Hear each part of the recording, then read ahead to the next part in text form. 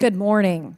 This joint hearing of the Subcommittee on Cybersecurity, Information Technology, and Government Innovation and the Subcommittee on National Security, the Border, and Foreign Affairs will come to order. Good morning and welcome, everyone. Without objection, the chair may declare a recess at any time, and I recognize myself for the purpose of making an opening statement right now. Good morning and welcome to today's historic hearing, which I'm co-chairing with Mr. Grothman, whose subcommittee held an important hearing on this topic last year. I want to thank my colleagues on the Oversight Committee, including Mr. Burchett, Mr. Burleson, Ms. Luna, Mr. Moskowitz, Mr. Garcia, for their relentless drive to get answers on UAPs. They've been steadfast in demanding transparency on the sightings reported by military pilots and armed forces.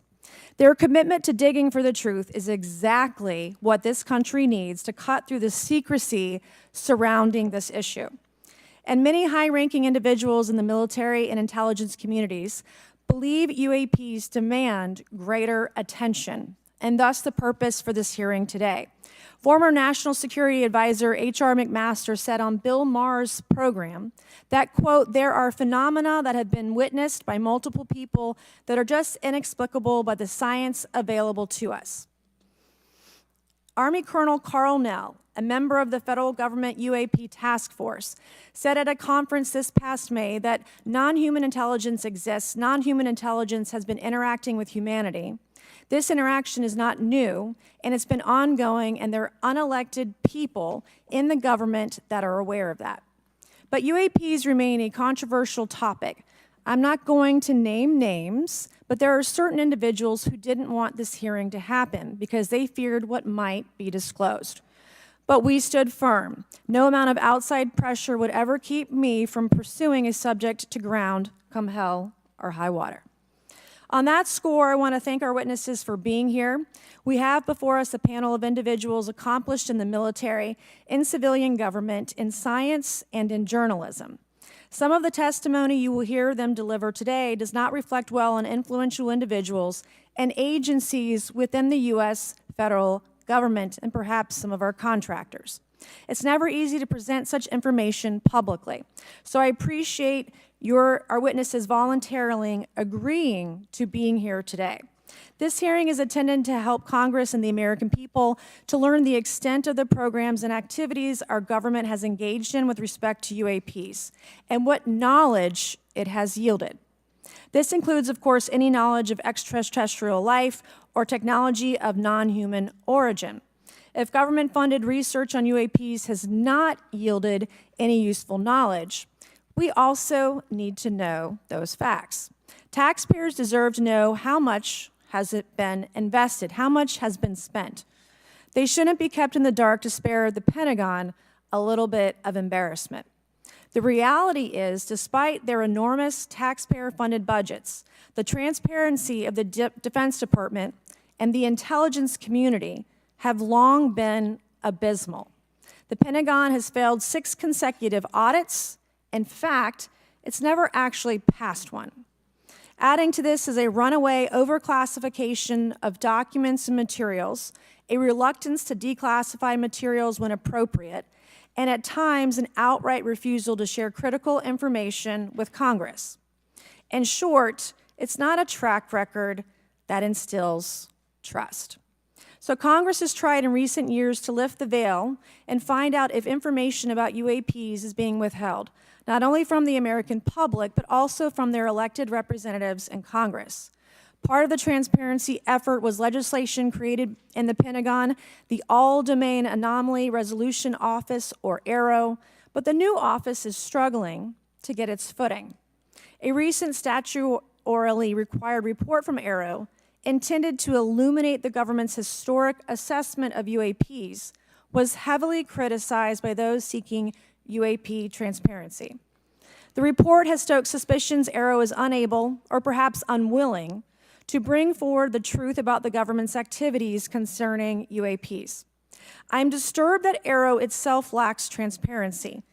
Even its budget is kept from the public. So if there is no there, then why are we spending money on it, and by how much? Why the secrecy? If it's really no big deal and there's nothing there, why hide it from the American people? Because I'm not a mathematician, but I can tell you that doesn't add up. I expect some of our witnesses to share their views on that AARO report. We will also hear from the witnesses today allegations of UAP-related misinformation and disinformation by government officials of which they are personally aware and directly experienced. And we will hear testimony today concerning recent revelations about a purportedly secret UAP program whose existence and findings may have been improperly withheld from Congress.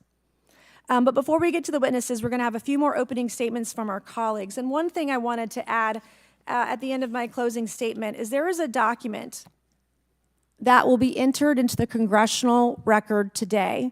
Mr. Tim Burchett from Tennessee has this document, and we just distributed it to every member up here on the dais of this document.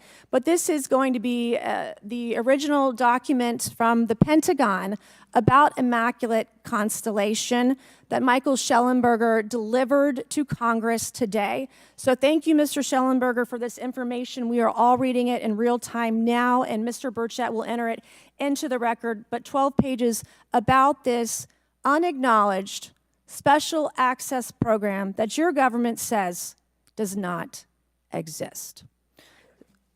So with that, I would acknowledge my colleagues, Mr. Garcia. I want to say, first of all, to Mr. Connolly, who cannot be here today, the ranking member on my subcommittee on cybersecurity, I want to say that I was greatly saddened to hear about the recent news of Mr. Connolly's cancer diagnosis, and I want to convey to him and to all of our colleagues, we wish our very best to you and a full and speedy recovery. And with that, I would acknowledge Mr. Garcia for 5 minutes. Thank you.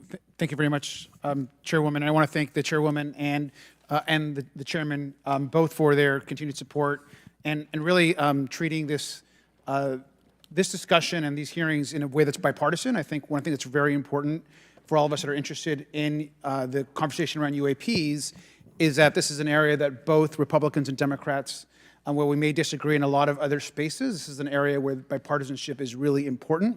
And in fact, I would add it's critical that we all continue to work together in a way that moves forward with the truth and important disclosure. So we're here to have a bipartisan and serious conversation, I believe, about our national security. We should always ground these conversations in facts, evidence, and the data in front of us. I want to note that we have our witnesses here, and I want to thank you all for being here, and note that also amongst you have folks that have also served us in our military. And I know that for many of you, this has been a difficult process, but I'm very grateful to have you with us today, and I thank you for joining us. I also want to note that today's hearing builds on a quite, I think, also historic public hearing that we had many months ago that Mr. Grothman and others helped lead in this very same hearing room, where I believe we began a really important public conversation about UAPs. And so I want to thank him for that, and I especially want to thank Chairwoman Mace for her continued advocacy on this topic. I also want to start with some facts. We know that there are objects or phenomena observed in our airspace, as our witnesses will testify, and also possibly in our oceans. In many cases, we don't know what they are, and this is, of course, why we're discussing UAPs.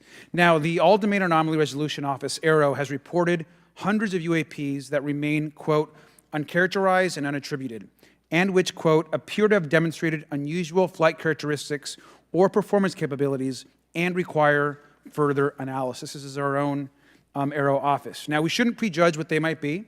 I'm certainly not going to. We need evidence. But what we are detecting things, and we know that we don't understand them, and this is worth investigating. Now, the American people have legitimate questions, and I believe it's critical that Congress should help address them. This is about the truth and science and facts. Now, transparency and faith in our institutions is vital in a good democracy. Now, I'm proud to say that this hearing will build on that important bipartisan work, and I want to thank everyone for being involved, including members of our committee. Now, in our last hearing in July, we heard testimony that a significant number of pilots of major airlines have witnessed UAPs as well, but have no real confidential way of reporting them to the government. We heard that commercial pilots who encounter UAPs may be hesitant to speak openly due to stigma or fear of retaliation. We also know that AARO has reported that, and I want to quote, that most reports still reflect a bias towards restricted military airspace, a result of reporting from military personnel and sensors present in such areas. And so the lack of ability for civilian pilots raises real safety concerns and limits our ability to understand UAPs. This is a particular piece of this conversation that I am very interested in. Now, our last hearing inspired us to introduce the Safe Airspace for Americans Act, joined by Chairman Grothman, Chairwoman Mace, and a bipartisan group of co-sponsors. I see some of our leaders from Safe Airspace for Americans Act here, and that would create a safe reporting for UAP process, which we want to continue to do. Now, members of both parties and senior officials in multiple administrations have now taken an interest in this issue. Mainstream media, in many cases, are beginning to take more of an interest in this issue, and we should all be proud to carry that work and build confidence for the American people.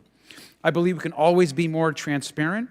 To me, this hearing and others are simply about the truth and getting to the facts of what these UAPs actually are. It's very important that we show that Democrats and Republicans in Congress can work together to cut through misinformation and look for a serious and thoughtful way to have the discussion in public. Many of us have also called for additional public hearings to discuss UAPs. This should be a topic that continues on throughout the Congress so that we can gather more information, data, and work with the relevant agencies to gather more information. Finally, I just want to add that those that are here on this dais, many of us have participated also in classified briefings as well, and where we have also gained a lot of important, I think, and interesting information, at least I personally have. And so with that information, we want to continue today's hearing, and I thank all of our witnesses for being here. And with that, I'd like to yield back. Thank you, Mr. Garcia, and I'd now like to recognize Mr. Grothman for a 5-minute introduction. Thank you. Good morning. I'd like to thank our witnesses for being here one more time. This is a topic I've been interested in since 8th grade. I'd like to thank Ms. Mace for working with me on this topic and for making this a joint subcommittee hearing. Last year, the Subcommittee on National Security, the Border and Foreign Affairs held an historic hearing to understand the potential national security risk of unidentified anomalous phenomena, or UAPs. We heard from former Navy Commander David Fravor, who shared firsthand experience with a UAP he engaged while on duty in the Pacific. We learned from David Gresh, a former member of the intelligence community, who revealed the supposed existence of secret government programs hidden from congressional oversight. Additionally, former military pilot Ryan Graves informed us of the limited ways in which the military and commercial pilots can report UAP sightings. Since that last hearings, I've led several briefings with government agencies to deepen my understanding with these issues. First, the Department of Defense Inspector General's Office informed us that the Department of Defense does not have a streamlined process for service members to report UAP activity. Since then, the Joint Chiefs have implemented standards for UAP reporting across the services. The Intelligence Community Inspector General informed us that whistleblowers often fear retaliation for reporting mismanagement of highly sensitive government projects or information. Finally, AARO has expressed to the committee that, like any other federal government agency, it's faced challenges in its establishment, specifically in hiring staff to manage UAP historical records and coordinating with other federal agencies. While these agencies have been helpful to us in understanding the challenges that come from collecting UAP data, none of them have been able to substantiate the claims made at this hearing last year by David Grush. Despite our committee members endlessly questioning these agencies inside and outside of a SCIF, I hope our witnesses today will be able to provide evidence and content that is worthwhile to our pursuits of eliminating government waste and increasing transparency. To help alleviate some of the roadblocks, I'm supportive of measures that were included in last year's National Defense Authorization Act to increase transparency and improve record-keeping measures when it comes to UAPs. But I believe there's still more work to go. I co-led the Safe Airspace for Americans Act with Ranking Member Garcia, which requires the Federal Aviation Administration to develop procedures to collect UAP data from civilian aviators. I look forward to working with members of Congress to see that this legislation and other UAP legislation crosses the finish line. I'm deeply alarmed by the reporting of the massive drone swarm that flew over Langley Air Force Base in Virginia last December. Langley is the home of the 1st Fighter Wing, which maintains half of the F-22s in the U.S. Air Force inventory. Reports of this incident indicate these drones were roughly 20 feet long, flying more than 100 miles an hour at an altitude of over 3,000 feet. yet the origin of these drones and their operators remains a mystery. This incident and other sightings near sensitive military installations highlights the complexity of the UAP challenge facing our intelligence, defense, and homeland security committees. Whether these phenomena are the result of foreign adversaries developing advanced technologies or something else entirely, we must take them seriously, investigate them thoroughly, and assess their implications on national defense. The repeated UAP sightings around sensitive military sites underscores the need for innovative defensive strategies beyond traditional measures. They also highlight the urgent need for updated policies to address emerging threats as well as more effective interagency cooperation and intelligence sharing. However, none of this is going to be possible without transparency. For far too long, critical information about UAPs has been either classified or ignored, leaving the American public and key congressmen without clarity needed to make informed decisions. Declassifying reports and fostering a more open dialogue about UAPs will not only increase the public trust, but also encourage collaboration between government, the scientific community, and our allies. Quite frankly, there's been things that have been kept secret that is, I think, old enough that there is no reason it shouldn't be released, regardless of any so-called, private information. A transparent approach will allow us to share insights, identify patterns, and develop new strategic defenses. As we continue to investigate these phenomena, we must do so with a mindset of protecting our country, advancing scientific discovery, and upholding the trust of the American people, who right now I don't think have trust, and it's just obvious I don't have trust. We cannot shy away from the unknown, especially when the stakes are so high. I look forward to discussing these matters with the witnesses today. I'm hopeful we can learn from the testimony and come out of this hearing with actionable ideas to advance UAP transparency. Actually, the idea is just to say, in my mind, go back 15 years and everything has to be released. I'm hopeful that we can learn from their testimony and come out of this hearing. And with that, I yield back. Thank you. I'll now recognize Mr. Moskowitz for a 5-minute introduction.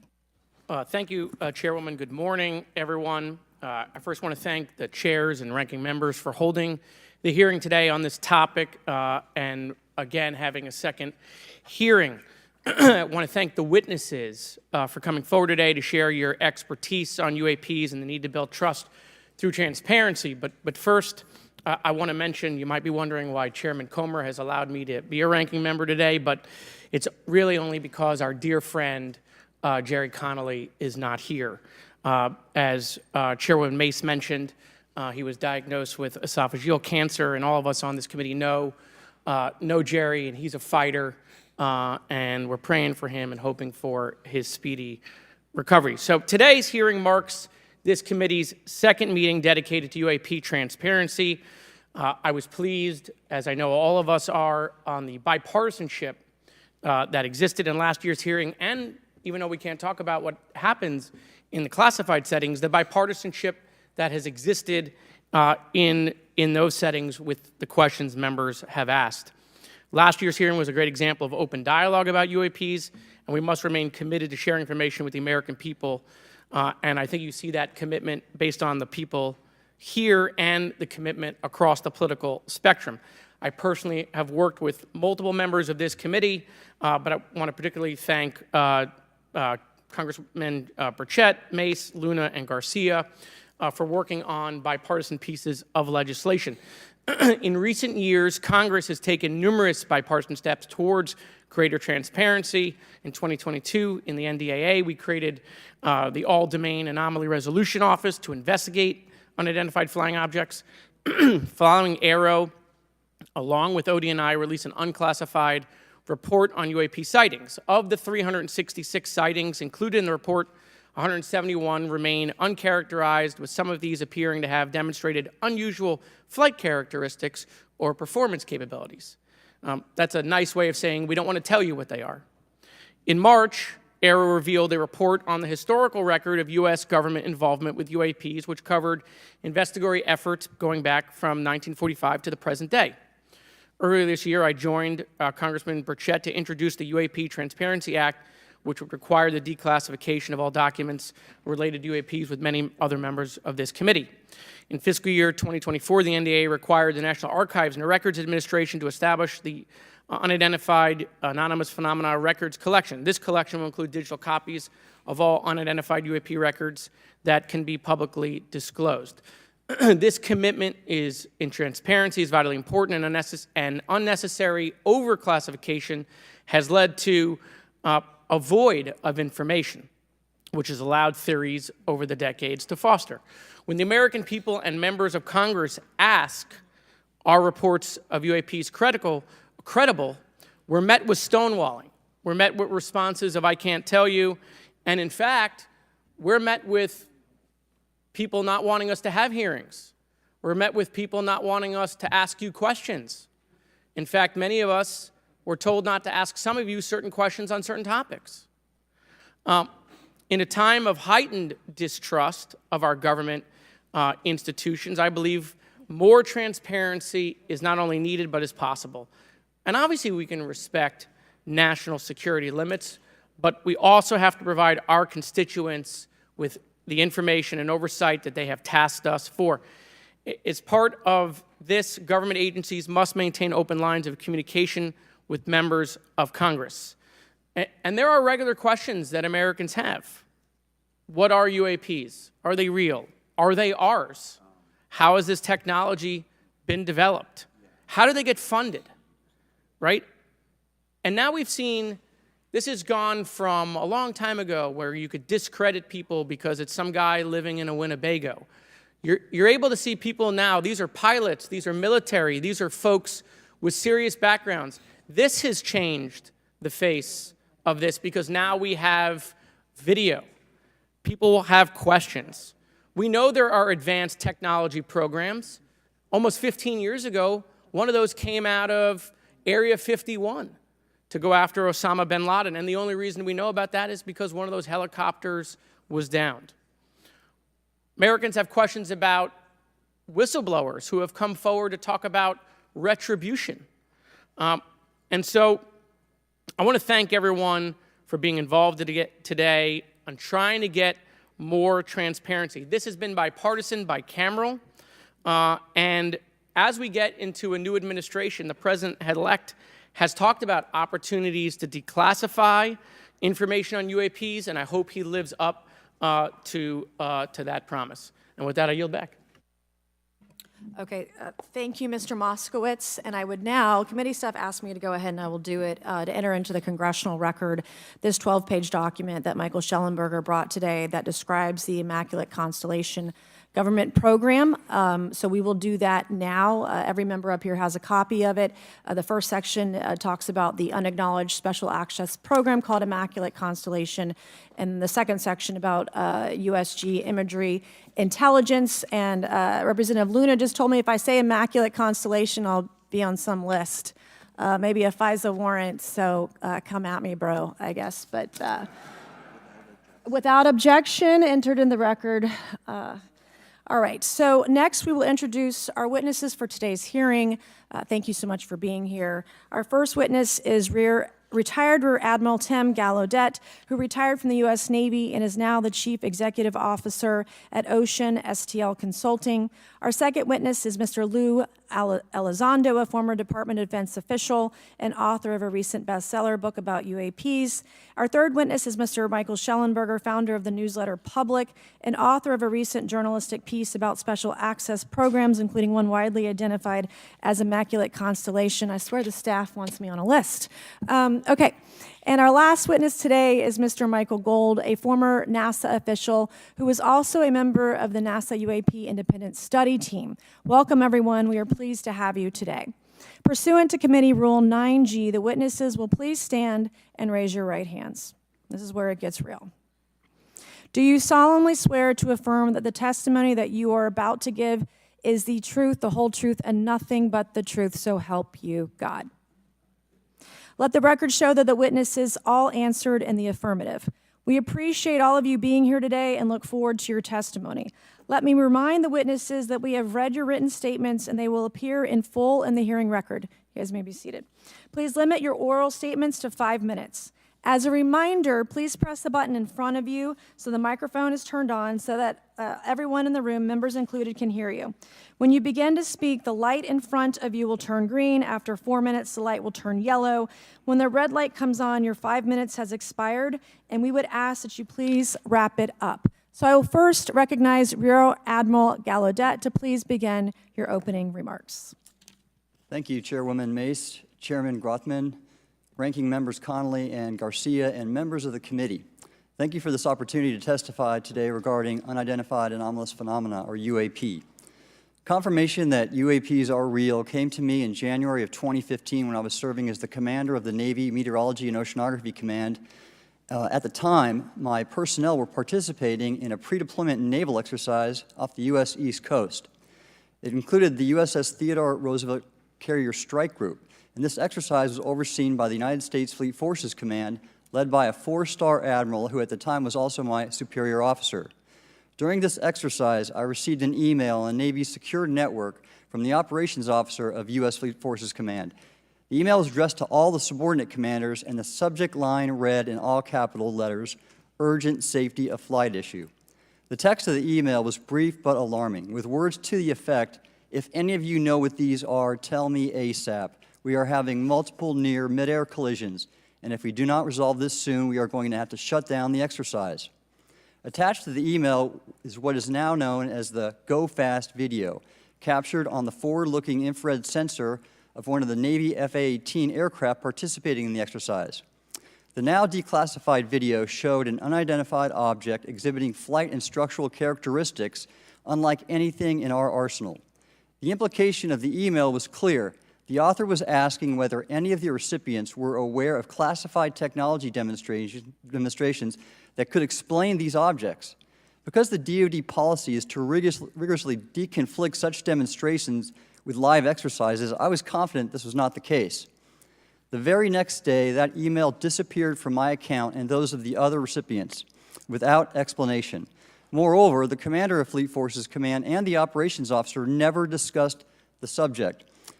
Even during weekly meetings specifically designed to address issues affecting exercises like the one in which the Theodore Roosevelt Strike Group was participating.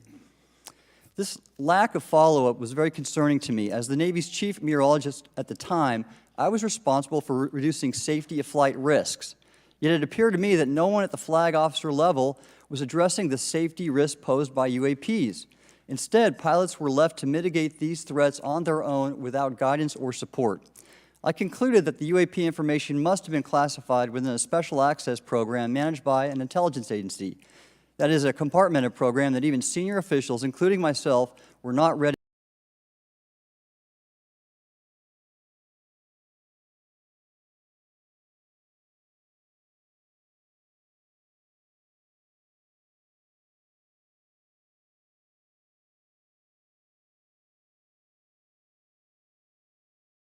to. Last year's UAP hearing before this Oversight Committee confirmed that UAP-related information is being withheld from senior officials and members of Congress. And just this week, I learned from former DoD official Chris Mellon that satellite imagery of UAP from a few years ago still has not been shared with Congress. Equally concerning, last year's UAP hearing also revealed that elements of the government are engaged in a disinformation campaign to include personal attacks designed to discredit UAP whistleblowers. Having never signed a non-disclosure agreement regarding UAPs, and now as a private citizen, I've become an advocate for greater UAP transparency from the government. The continued overclassification surrounding UAPs has not only hindered our ability to effectively address these phenomena, but has also eroded trust in our institutions. While I applaud previous bipartisan legislation passed by Congress concerning UAPs, a more comprehensive approach is needed to address the broader implication of UAP on public safety and national security, as well as the socioeconomic opportunities that open UAP research could unlock. Therefore, I recommend Congress take the following action, which I believe will receive bipartisan support.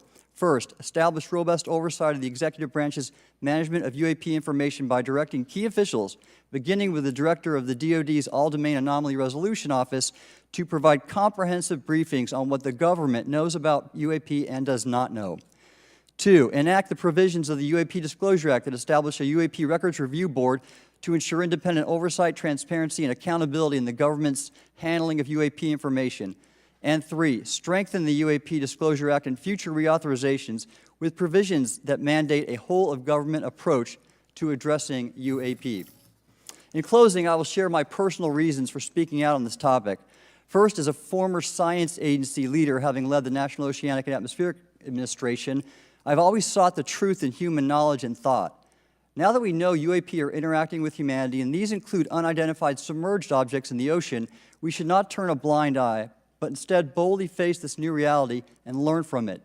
Additionally, at a time when leaders in government leave much to be desired, I feel obligated to show moral leadership on this issue of UAP disclosure by validating the credibility of the courageous men and women who have come out as witnesses and whistleblowers to expose the truth.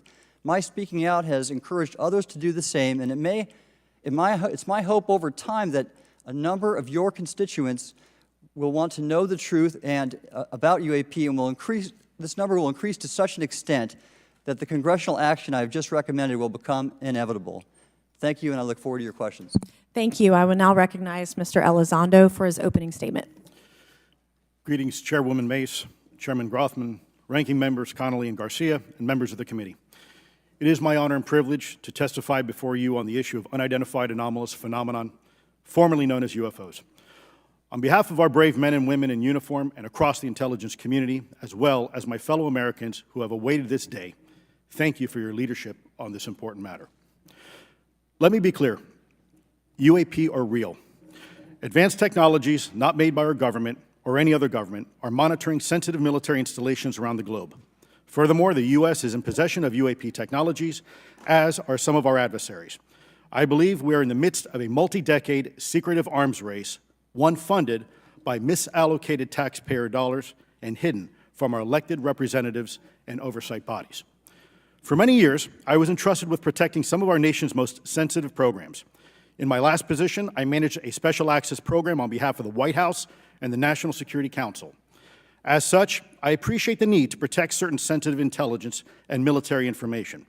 I consider my oath to protect secrets as sacred, and I will always put the safety of the American people first. With that said, I also understand the consequences of excessive secrecy and stovepiping. Nowhere was this more apparent than in the aftermath of 9/11, which many of us remember all too well. I believe that America's greatness depends on 3 elements: A, a watchful Congress, B, a responsive executive branch, and C, an informed public. Over the last decade and a half, I learned that certain UAP programs were and are operating without any of these elements. Although much of my government work on the UAP subject still remains classified, excessive secrecy has led to grave misdeeds against loyal civil servants, military personnel, and the public, all to hide the fact that we are not alone in the cosmos. A small cadre within our own government involved in the UAP topic has created a culture of suppression and intimidation that I've personally been victim to, along with many of my former colleagues. This includes unwarranted criminal investigations, harassment, and efforts to destroy one's credibility. Most Americans would be shocked to learn that the Pentagon's very own Public Affairs Office openly employs a professional psychological operations officer as the singular point of contact for any UAP-related inquiries from citizens and the media. This is unacceptable. Many of my former colleagues and I have provided classified testimony to both the Department of Defense and the Intelligence Community Inspector General, and many of us have subsequently been targeted by this cabal with threats to our careers, our security clearances, and even our lives. This is not hyperbole, but a genuine fact, and this is wrong. To fix these problems, I propose 3 principal actions. First, Congress and the President should create a single point of contact responsible for a whole-of-government approach to the UAP issue. Currently, the White House, CIA, NASA, the Pentagon, Department of Energy, and others play a role, but no one seems to be in charge, leading to unchecked power and corruption. Second, we need a national UAP strategy that will promote transparency and help restore the American public's trust at a time when the public's trust is at an all-time low. This strategy should include a whole-of-government approach, including the academic and scientific communities, the private sector, and our international partners and allies. Third, Congress should create a protected environment so whistleblowers desperate to do the right thing can come forward without fear. As it currently stands, these whistleblowers suffer because of stigma, a code of silence, and concerns about retaliation. These whistleblowers should be encouraged to come forward in ways that protect them against any forms of retaliation. Policies and procedures should ensure that protection, and for those who refuse to cooperate, it is up to the members of this committee and the other lawmakers to wield their subpoena power against hostile witnesses and prevent additional government funding to those UAP efforts that remain hidden from congressional oversight. In closing, we as Americans have never been afraid of a challenge. In fact, we thrive on them, whether it's eradicating polio or going to the moon. We don't run from a challenge, we take it head on. To the incoming administration and Congress, I say to you, we need immediate public transparency, and this hearing is an important step on that journey. If we approach the UAP topic in the same way as we, as Americans, have met other challenges, we can restore our faith in our government institutions. Together, we can usher in a new era of accountable government and scientific discovery. I believe that we as Americans can handle the truth, and I also believe the world deserves the truth. Thank you, esteemed members of Congress, for your time today. It is profoundly appreciated by many. Thank you. I ask unanimous consent for Representatives Ogles of Tennessee and Boebert of Colorado to be waived onto the subcommittee for today's joint subcommittee hearing for the purpose of asking questions. Without objection, so ordered. I would now like to recognize Mr. Shellenberger for his introductory remarks. Chairwoman Mace, Chairman Grothman, Ranking Member Connolly, Ranking Member Garcia, members of the subcommittees, thank you for inviting my testimony. One of Congress's most important responsibilities is oversight of the executive branch in general and the military and intelligence community in particular. Unfortunately, there is a growing body of evidence that the U.S. government is not being transparent about what it knows about unidentified anomalous phenomena, and that elements within the military and the IC are in violation of their constitutional duty to notify Congress of their operations. President-elect Donald Trump and former President Barack Obama have both said that the government has information about UAPs that it has not released. There are other explanations for UAPs than that they represent a new form of life or non-human life. Current dominant alternative theories, including those put forward by AARO, are that UAPs are some kind of natural phenomena we don't yet understand, like ball lightning or plasma. They could also be part of some new U.S. or foreign government weapons programs, such as drones, aircraft, balloons, CGI, hoaxes, or birds. Whatever UAPs are, Congress must be informed, as must the people of the United States. We have a right to know what UAPs are, no matter what they are.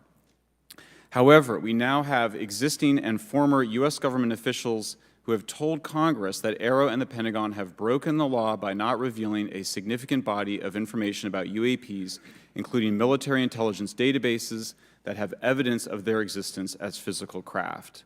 One of those individuals is a current or former U.S. government official acting as a UAP whistleblower.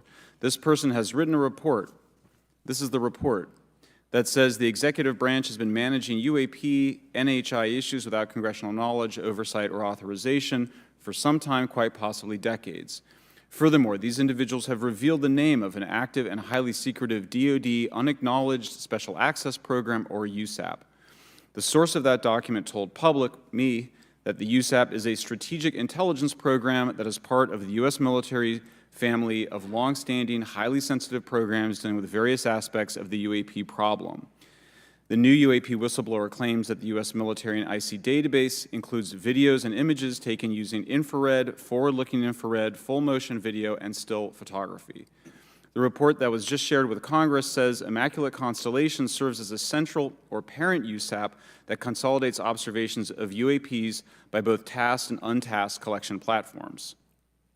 Immaculate Constellation includes high-quality imagery intelligence and measurement and signature intelligence of UAPs, the whistleblower's report adds.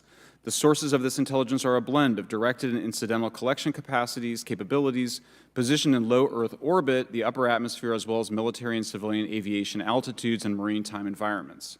The report to Congress details in detail various UAPs, including spheres, orbs, disks, saucers, ovals, triangles, boomerang, arrowhead, and irregular organic. The report describes various incidents found in the human intelligence databases. One involved orbs surrounding and forcing an F-22 out of its patrol area. In another incident, the crew of a Navy aircraft carrier watched a small orange-red sphere rapidly descend from a high altitude of 100 to 200 yards directly above the flight deck of the CVN, or aircraft carrier. And since my reporting on this immaculate constellation last month, another source came forward who told me that they saw a roughly 13-minute-long, high-definition, full-color video of a white orb UAP coming out of the ocean approximately 20 miles off the coast of Kuwait. It was filmed from a helicopter. Then halfway through the video, the person said the orb is joined by another orb that briefly comes into the frame from the left before rapidly moving again out of the frame. The person discovered the video on SIPR, the Secure Internet Protocol Router Network, which the DoD uses to transmit classified information. A leading UAP researcher who utilizes the Freedom of Information Act to find out what the government knows, John Greenwald, told me last year that the U.S. government had been increasingly denying his requests for UAP information. He has been doing FOIA requests for 27 years and has an archive of 3 million pages. The government has for decades denied any interest in UFOs, he told me, but the documents that he has assembled show that behind the scenes, it was a completely different story. Contrary to the hopes of many advocates of transparency, the government has been restricting more information since the leak of 3 UAP videos in 2017. The DoD organization AARO has been labeling many documents with a B7 exemption, which Greenwald says does not make any sense. They're stating that anything AARO does is involved in law enforcement investigation, which allows AARO to not release it. Greenwald says that the DoD has denied the existence of a UAP and ATIP-related records on multiple occasions, only to acknowledge them after an appeal was filed. He added that the Naval Air Systems Command in March 2022 stated they found no additional UAP videos. It seemed strange that they had 3, and only those 3, but other requests had been filed by the Black Vault, that's John Greenwald's group, to seek out more places UAPs might be hiding. Then, in September 2022, the Navy admitted that the UAP-related videos and photographs existed, but denied the request in full for their release, saying that the requested videos contain sensitive information that are classified and exempt from disclosure. The DoD will deny things on a Monday and then admit to it on a Friday, said Greenwald. He said the government can and does release videos that protect secret methods of capturing it. They fall back on the sensitive platform excuse a lot, he said. However, the on-screen information can be blurred and scrubbed. The metadata can be removed. I'll show you this example here. This is a presentation from the UATP task force. This is completely absurd. It's nuts, this level of censorship, of redaction on a document. It shows the redaction of how many reports they've collected, for how many years. 2 of the 3 potential explanations are blacked out. The Pentagon, the intelligence community is treating us like children. It's time for us to know the truth about this. I think that we can handle it. Thank you very much. Thank you. I would now like to recognize Mr. Gold for 5 minutes. Thank you, Chairwoman Mace, Chairman Grothman, Ranking Members Connolly and Garcia, Representative Moskowitz, and distinguished members of both subcommittees. I'm grateful to all of you, as well as your intrepid staff, for the opportunity to testify, and would like to begin by discussing courage. Courage is what it takes to tackle this topic, and courage in the face of adversity is what I see in front of me, beside me, and behind me. Per my introduction, I am currently the Chief Growth Officer at Redwire Space and have had several leadership positions at NASA. That being said, I want to be clear that I am speaking exclusively on my own behalf and not for Redwire, NASA, or any other organization. However, I am here today to speak out for science. Science requires data, which should be collected without bias or prejudice. Yet, whenever the topic of UAP arises, those who wish to explore the phenomena are often confronted with resistance and ridicule. For example, members of the NASA UAP Independent Study Team, particularly those in academia, were mocked and even threatened for simply having the temerity to engage in the study of UAP. Our best tool for unlocking the mystery of UAP is science, but we cannot conduct a proper inquiry if the stigma is so overwhelming that just daring to be part of a NASA research team elicits such a vitriolic response. Therefore, one of the most important actions that can be taken relative to exposing the truth of UAP is to combat the stigma, and this is where I believe that NASA can be eminently helpful. The NASA brand is synonymous with hope, optimism, and credibility.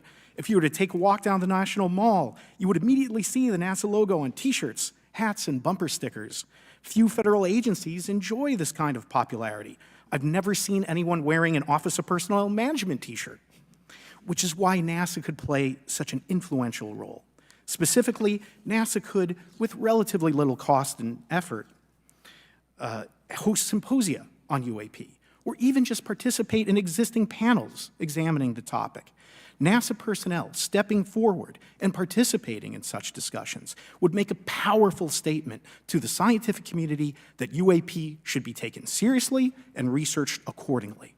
In regard to research, NASA has vast archives, much of which may contain important UAP data. Again, for relatively little cost and effort, NASA could create an AI or ML algorithm that could search the agency's archives for anomalous phenomena. I suspect that such an effort would not only result in information that will help us to understand UAP, but could result in data that will assist in other areas of scientific inquiry, such as anomalous weather or meteorite activity. Beyond its existing archives, NASA could act as a clearinghouse for civilian and commercial UAP data.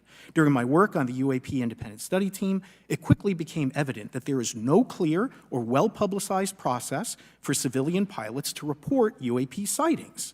The stigma associated with UAP hampers the number of pilots that would report such phenomena, but even for those who overcome the stigma, I believe the current FAA guidance is largely unknown and poorly understood. In order to effectively collect UAP data, the independent study team recommended the use of NASA's Aviation Safety Reporting System, or ASRS. This system, which is administered by NASA and funded by the FAA, provides a confidential means for the reporting of safety violations in a voluntary and non-punitive manner. Over 47 years, the ASRS has collected nearly 2 million reports. ASRS is the perfect tool to collect UAP data, which could then be collated by NASA and shared with the public at large. Leveraging ASRS could create a treasure trove of UAP data, potentially hundreds of thousands of reports, supporting this hearing's goal of exposing the truth. And I'm grateful to our two co-chairs and other members who have already incorporated this idea into proposed legislation. At this hearing, and as others have demonstrated, the UAP issue is justifiably dominated by national security and defense. However, I would urge the subcommittees to keep in mind the numerous ways that NASA and the FAA, as well as commercial activities in the air, in space, and in the water, can generate a massive amount of invaluable data on anomalous phenomena. I cannot help but be excited by the potential for such an endeavor, since scientific discovery is driven by anomalies. It's the existence and study of anomalies that led to the theory of relativity, quantum mechanics, and nearly all of humanity's scientific breakthroughs. This is why the study of UAPs should be embraced, since whatever is occurring, the chance to garner new knowledge should never be ignored. We must be thorough in collecting information, fearless in making conclusions, and open to following the data, no matter how mundane or extraordinary the results may be. I began this testimony by praising the Joint Subcommittee members for their courage, and I will end by echoing that sentiment. As the saying goes, the truth is out there. We just need to be bold enough and brave enough to face it.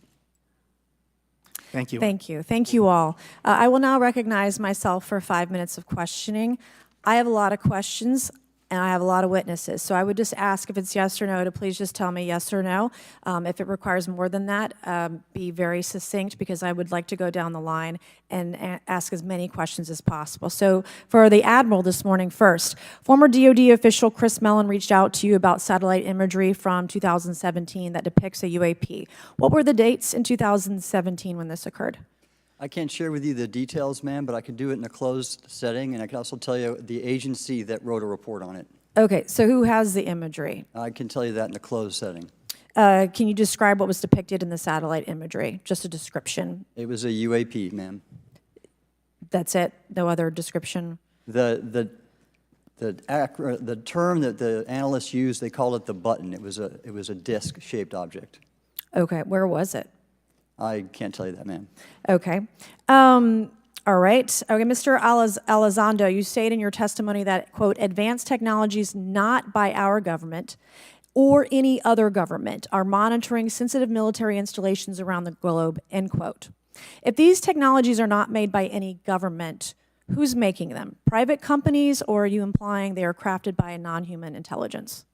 Well, ma'am, that's precisely why we're here. The problem is that, temporally speaking, over decades, not just the last 10 years, to put this in perspective, Are these private companies you're implying, or is this non-human intelligence? It may be both. Okay. When it comes to Blue Force Technologies, I would not be able to discuss that, Okay. ma'am, Are you read into secret UAP crash retrieval programs? We would have to have a conversation in a closed session, ma'am. I signed documentation 3 years ago that restricts my ability to discuss specifically crash retrievals. I submitted for my book through the DOPSR process, which took a year for it to be reviewed. And what is in the book is what I was told I'm allowed to talk about. Has the government conducted secret UAP crash retrieval programs, yes or no? Yes, Okay, were they designed to identify and reverse engineer alien craft, yes or no? yes.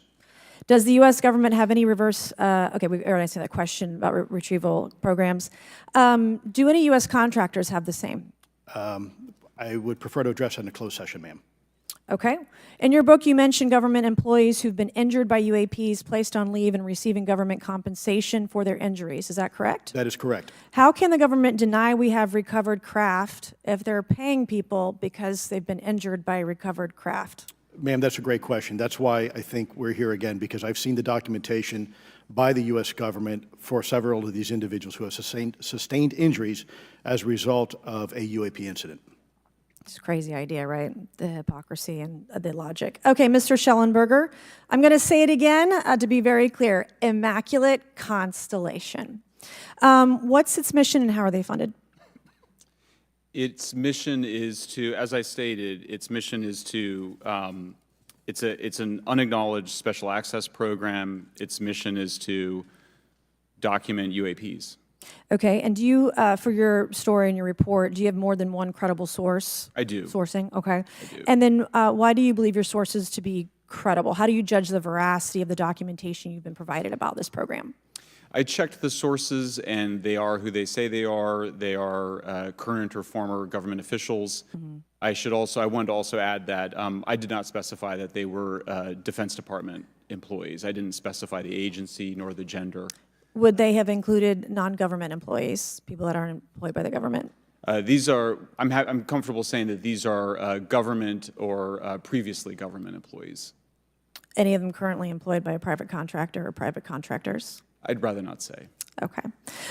What's the key takeaway, just a few seconds, about the Immaculate Constellation document you provided us today? I think that what the American people need to know is that the U.S. military and intelligence community are sitting on a huge amount of visual and other information, still photos, video photos, other sensor information, and they have for a very long time. And it's not those fuzzy photos and videos that we've been given. There's very clear High res. images, high resolution. How many visuals, graphics, videos, photos? I mean, I've been told hundreds, maybe thousands. I mean, I also wanted to say, because there was some conversation around concern around the revealing of these materials, revealing the source collections, but some of these are shot from helicopters using normal videos of oceans. I just think that's absurd that somehow you're going to be revealing some secret U.S. technology by revealing that you've photographed orbs off the coast of Kuwait. Okay, thank you. I have 8 seconds. Mr. Gold, did the NASA independent study team get briefed on what you call OSAP? Very quickly. I flagged the Advanced Aerospace Weapons System Application Program to our chair and our DFO. We did not get briefed, but I believe it is definitely worth looking into. That was probably the largest UAP review effort ever, and I think produced a lot of interest data, including revealing Nimitz. I don't know if my fellow witness, Lou, might want to, he did yeoman's work on it, might want to comment. Okay. All right, I'm going to turn to Mr. Moskowitz, who will be recognized for 5 minutes of questioning. Thank you, Madam Chairwoman. So, Mr. Gold, you gave a whole diatribe for a couple of minutes about UAPs, science, data collection, stigma. A lot of non-believers in all of this would just ask a very simple question. Why? Why is it so hard, right? Like, why are people, anytime they ask, why are they always thwarted? Why are they always judged? Why is they always have misinformation spread? Why is there always retribution? Why is it always met with an ear? What's the why? If it doesn't exist, why is it such a problem? I think if you go through the history of science, Representative, it is always difficult for breakthroughs and new information, regardless of whether it's UAP or any other kind of discovery.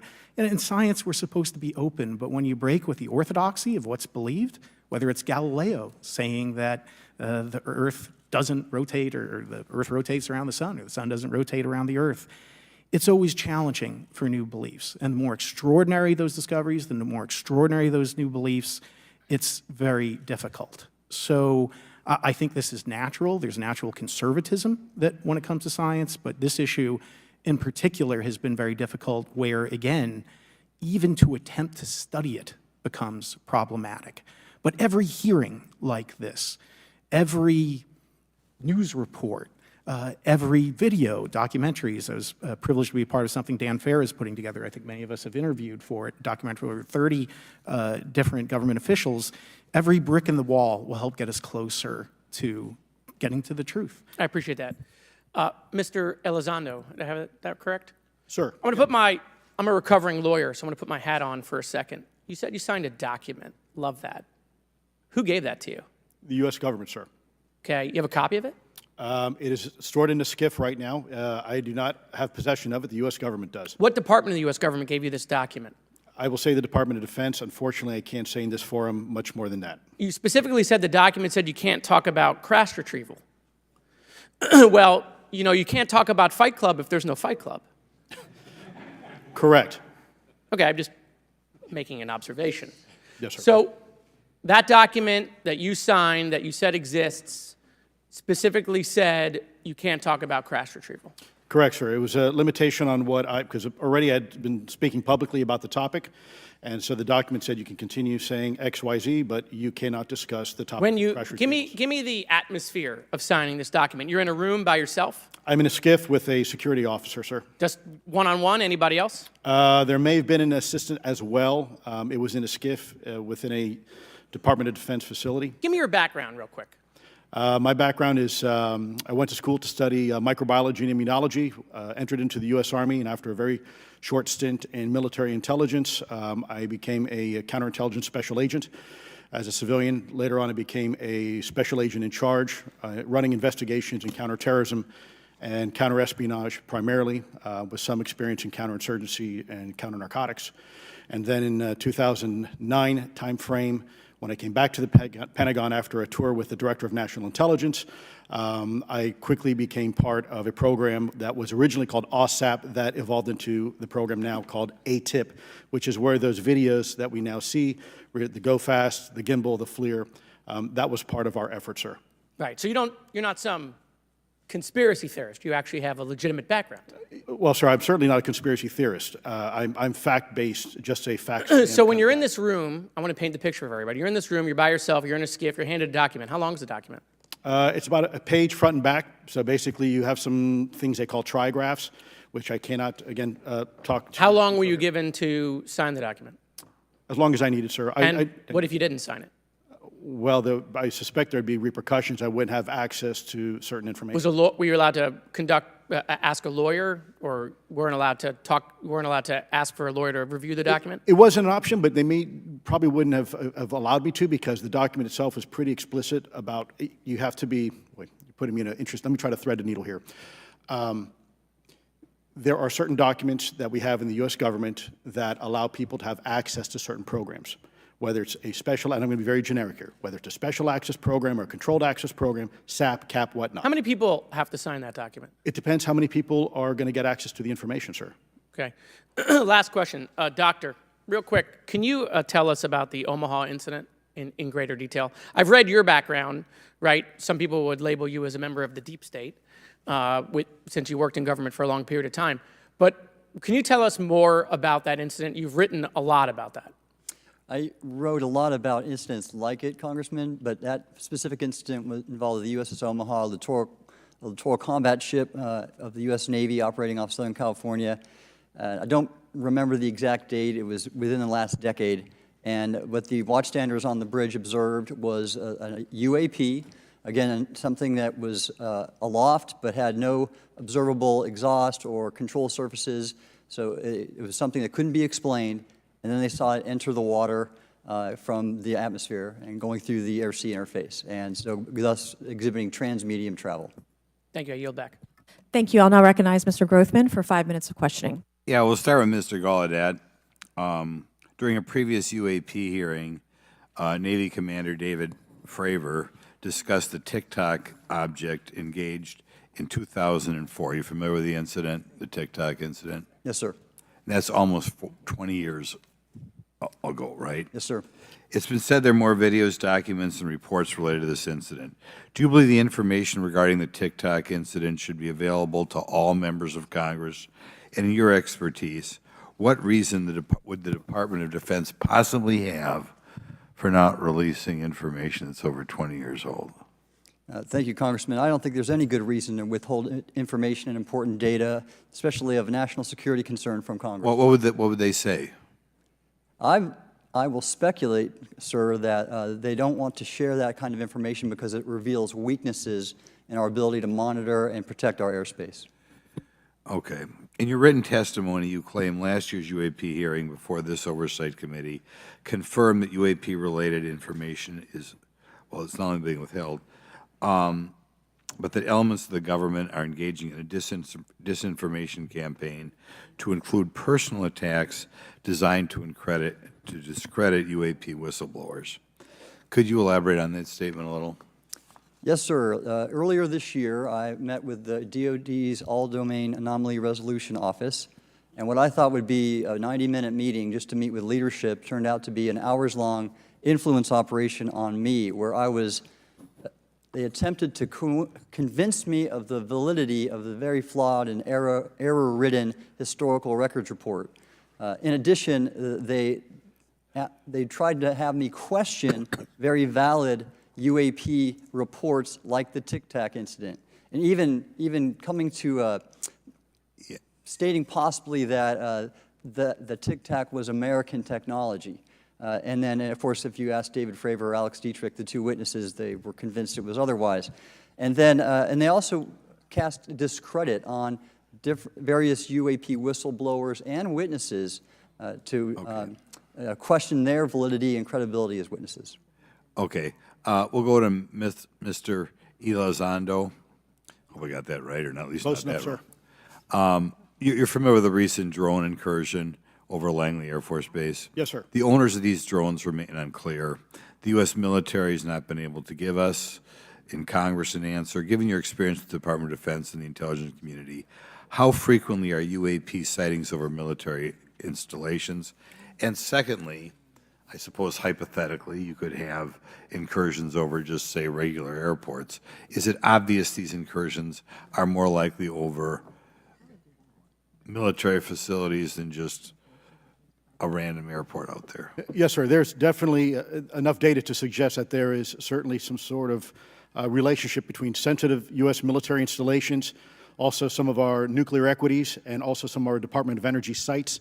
There is a long historical record that some of your colleagues may have, documentation that demonstrates this. This is not a new trend. This has been going on for decades, and that information's been obfuscated, unfortunately, from folks like you in this committee. And I think that's problematic because ultimately, at the end of the day, we have a significant situation here. We have something that can enter into U.S. airspace completely with no attribution. And how long has this been going on?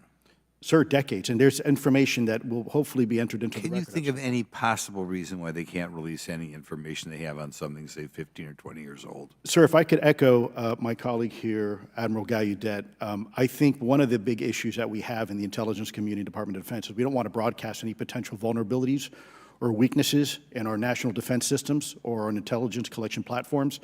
Therefore, when you have a conversation where you address a problem for which there is no solution, it makes that a very uncomfortable conversation to have. Okay, we'll switch to Mr. Shellenberger. The primary reason you're here today is because you published an article on the news publication that you own called Public, right? Alleging that a new unnamed government whistleblower has come forward asserting that a highly classified program exists dedicated to recovery and reverse engineering of UAP technologies. Can you give us what specific evidence you have or that your source provided you to substantiate the claims about the existence of the Immaculate Constellation program? Well, you have the report in front of you now, so you can see it for yourself. I checked the report, and I did not find it based on existing cases. It was new cases for me. I hadn't found anybody, so that answered for me that it was not obviously circular reporting, which is one of the big concerns in this space. I also had the name of the program confirmed by more than one additional source. So yeah, and then of course I checked to make sure that the source was who they claimed to be. Okay. I should also say that when I said before it was this database, it is a much broader program than that. It also includes human intelligence, and then, as you mentioned, the retrieval and the reversal. Any knowledge of what country these things originated in? No, I have no idea. Okay. Okay, I will now recognize Mr. Burchett for 5 minutes of questions. Thank you, Chair Lady. I request unanimous consent to enter into the record documents provided to us regarding legacy UAP programs and psychological operations. Lou Elizondo. So ordered. I also want to thank my buddy Jeremy Corbell for providing us documents and access to some whistleblowers.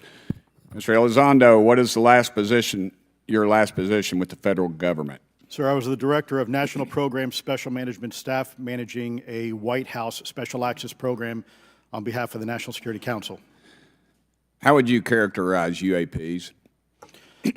An enigma, sir, and a frustration. We're talking about technologies that can outperform anything we have in our inventory. And if this was an adversarial technology, this would be an intelligence failure eclipsing that of 9/11 by an order of magnitude. Are there classified Department of Defense materials related to UAPs that you believe could be safely disclosed to the public without compromising national security? Yes, sir, I do. I would never, ever try to endorse providing some sort of information that could compromise what we call a blue force technology or capability.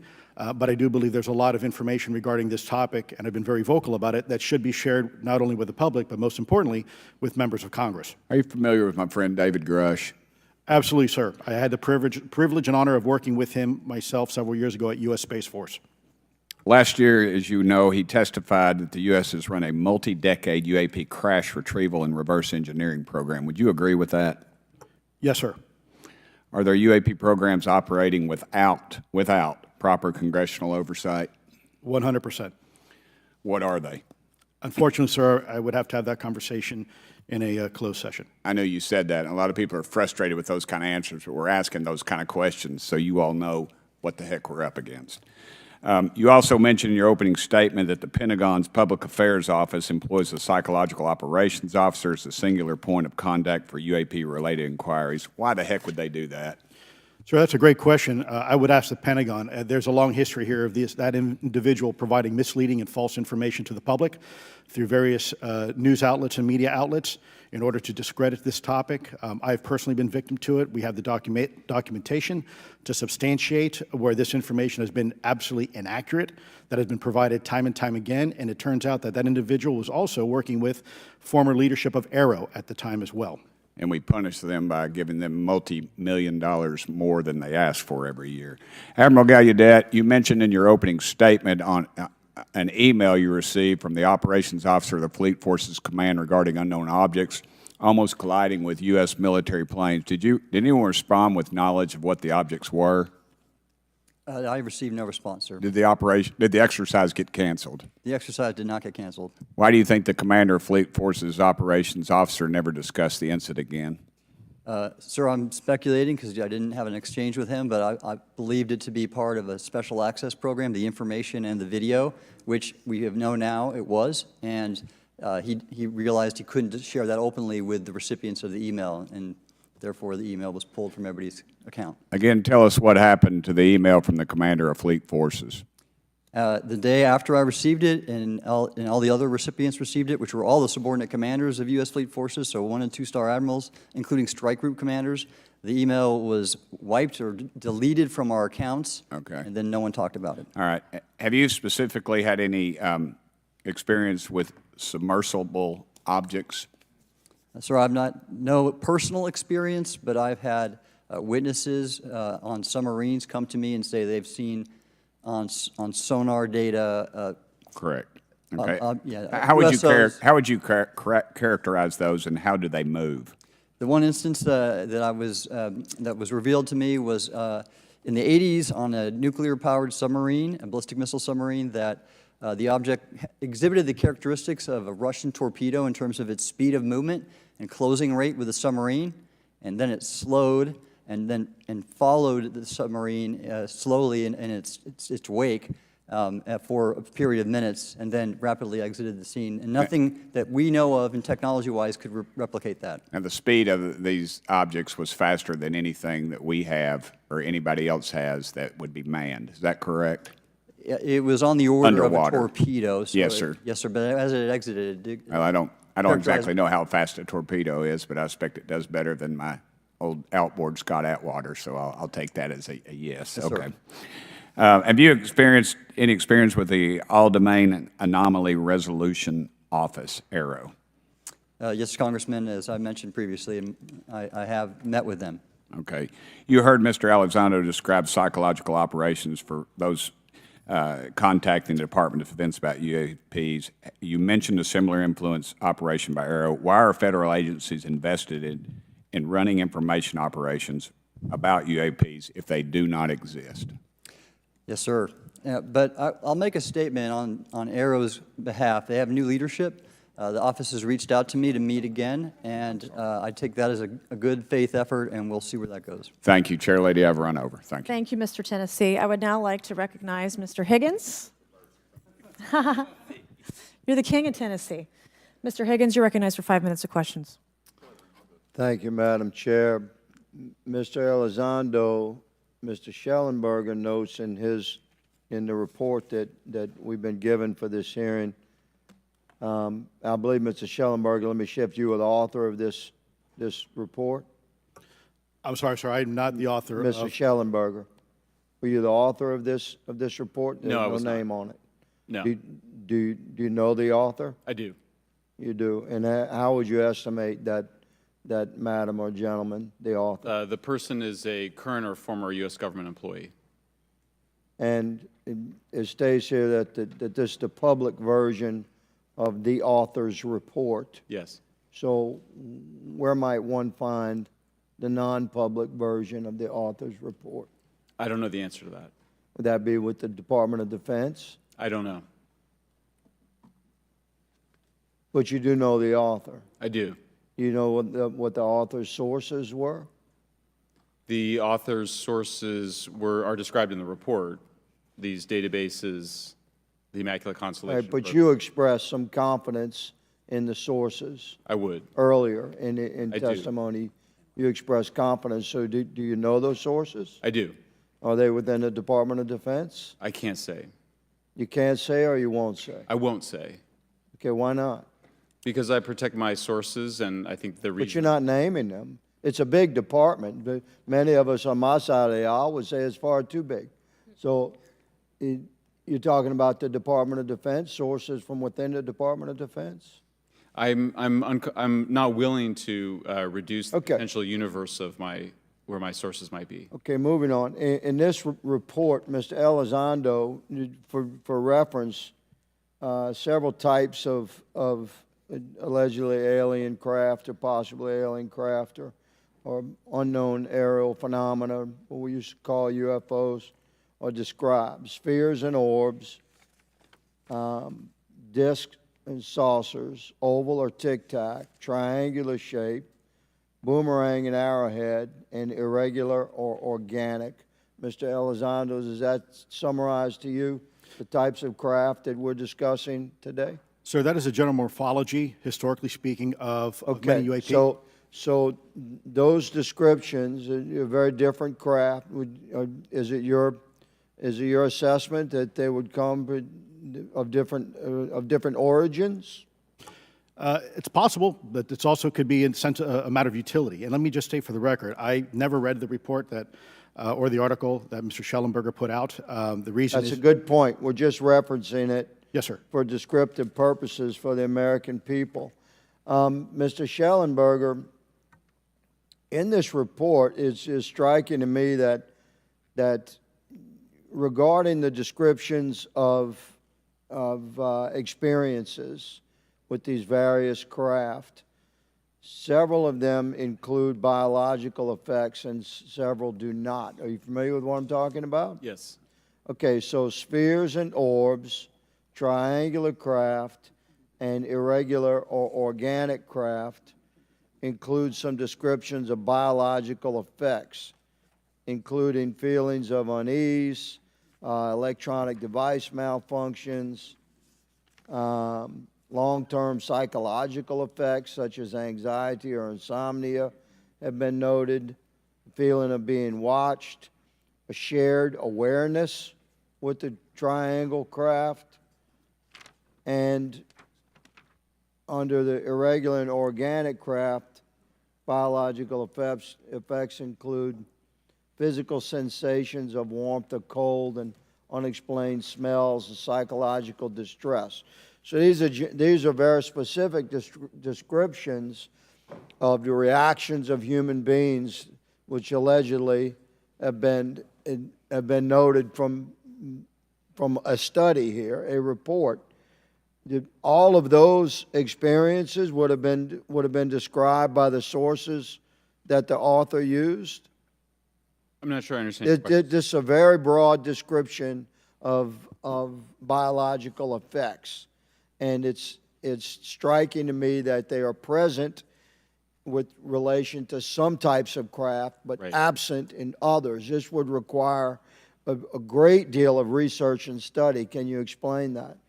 My understanding is that this is, the database is very large. It includes both the images, the videos, the still images, as well as the human intelligence, the reports, the raw data from individuals having these experiences. So in answer to your question, yeah, I mean, I think we're looking at a very large amount of data collected over many decades. And that data is held by the Department of Defense? Well, I will say that after I published, I was told that this program, that the USAP was actually managed by the Department of Defense, but held at the White House. Roger But that. that's a single source, and I don't have multiple sources to verify that. Thank you, sir. I did my best to trick an answer out of you, but I was partially successful. Madam Chair, I yield. Thank you. I now recognize Mr. Frost for 5 minutes of questions. Thank you, Madam Chair. In addition to serving on this committee, the Oversight Committee, I also serve on the Science, Space, and Technology Committee, where we often discuss how essential data and evidence are used in science and used at departments such as NASA. During a hearing, NASA Administrator Nelson affirmed the importance of NASA in helping us to understand UAP. Mr. Gold, if the government doesn't have the data it needs on UAP because, say, someone who saw something is concerned about stigma, public backlash, et cetera, or maybe there's just not good systems in place, how are we supposed to ultimately figure out what's going on? Yeah, thank you for the question. And let me compliment Administrator Nelson that there wouldn't have been a UAP independent study team if it wasn't for his leadership and courage. We're talking about data and where we can get data from. As I described, NASA has whole archives of data, much of which I believe will likely have information that will help inform UAP. We need only look. And again, in an era with AI and ML, we can relatively quickly and easily go through it. So I think it's something that we should encourage NASA to do. However, per Chairman Grothman's comment about UAP focusing on national security sites, I believe there's something, sir, that you may have heard of called sensor bias. That because we've got more cameras, more monitoring of national security, we don't know how extensive UAP activity may be over civilian areas. And this is to the second part of your question where we're not collecting the data. We're not collecting sufficient data from pilots. We're not collecting sufficient data from civilian and commercial activities. And this is, again, where ASRS, I think, could substantially change that, get the data out there, and allow us to do good science. Yeah. Thank you. I mean, on the data, you know, I'm a really big proponent of transparency. But obviously, there's always a little bit of balance that we have to have in government on transparency as well. I mean, last year, NASA appointed a director of UAP research in response to the recommendation by the independent study team. In the final report, there's a quote, "Despite numerous accounts and visuals, the absence of consistent, detailed, and curated observations means we do not presently have the body of data needed to make definite and scientific conclusions about UAP." Can you just talk really quickly about that balance of security and transparency? So I can say, having served at NASA, it is the most transparent organization I've ever been in. When we would have conversations of executive leadership, things would leak out almost instantly. So I can assure you, intentionally or not, NASA's very transparent. I don't know if many of you have worked with engineers or scientists. They love to talk. So I believe that NASA is a paradigm of transparency, but we must have the ability and the data to be able to be transparent with. And if we're not gathering that, if we're not looking at it, then we can't bring NASA into the game and get to that good science that you need. You know, it was about a year ago, I was touring a facility with a pretty senior government official. We went by a certain hangar, and they said, yeah, that's, you know, a company leases that out. We don't really know what's going on in there. We have no way of knowing what's going on in there. And there was a few of those, in fact, while we were driving around this facility. To what extent do you think that some of the UAP out there comes from off the books or unauthorized experimental aircraft? I mean, I think probably the vast majority of UAP are drones, experimental aircraft, weather conditions, which is, again, why I say if we review the data, I think we're going to discover a lot about things we weren't even thinking about. But there is a percentage that isn't. And looking into those anomalies is how discoveries will be made. And relative to science, Congressman, if I can say, when NASA studies black holes, when NASA studies galaxies, we have instruments that are tailored to do so. With UAP, we're using cockpit gun cameras or cell phones. We could never do good science with that. And let me tell you, the NASA budget is under pressure. We need to make sure that the Artemis program is funded fully. We need to beat China to the moon and maintain our presence in low Earth orbit. So NASA would need more money to do this, but I think tailored instruments that would look at UAP in the same way that we have tailored instruments to look at astronomical data is important to gathering valuable and uniform information. If we were studying black holes by using fighter cockpit cameras, we probably wouldn't know that much about black holes. 100%. Well, I think it's important that federal leaders take the necessary steps to ensure that UAP does not pose threats to the American public as well, and that we have the necessary budgets to collect this data so we can actually see what's going on. And I'm fully supportive of funding the Artemis mission. I think it's very important. Also, a personal note, the pilot is a frat brother of mine.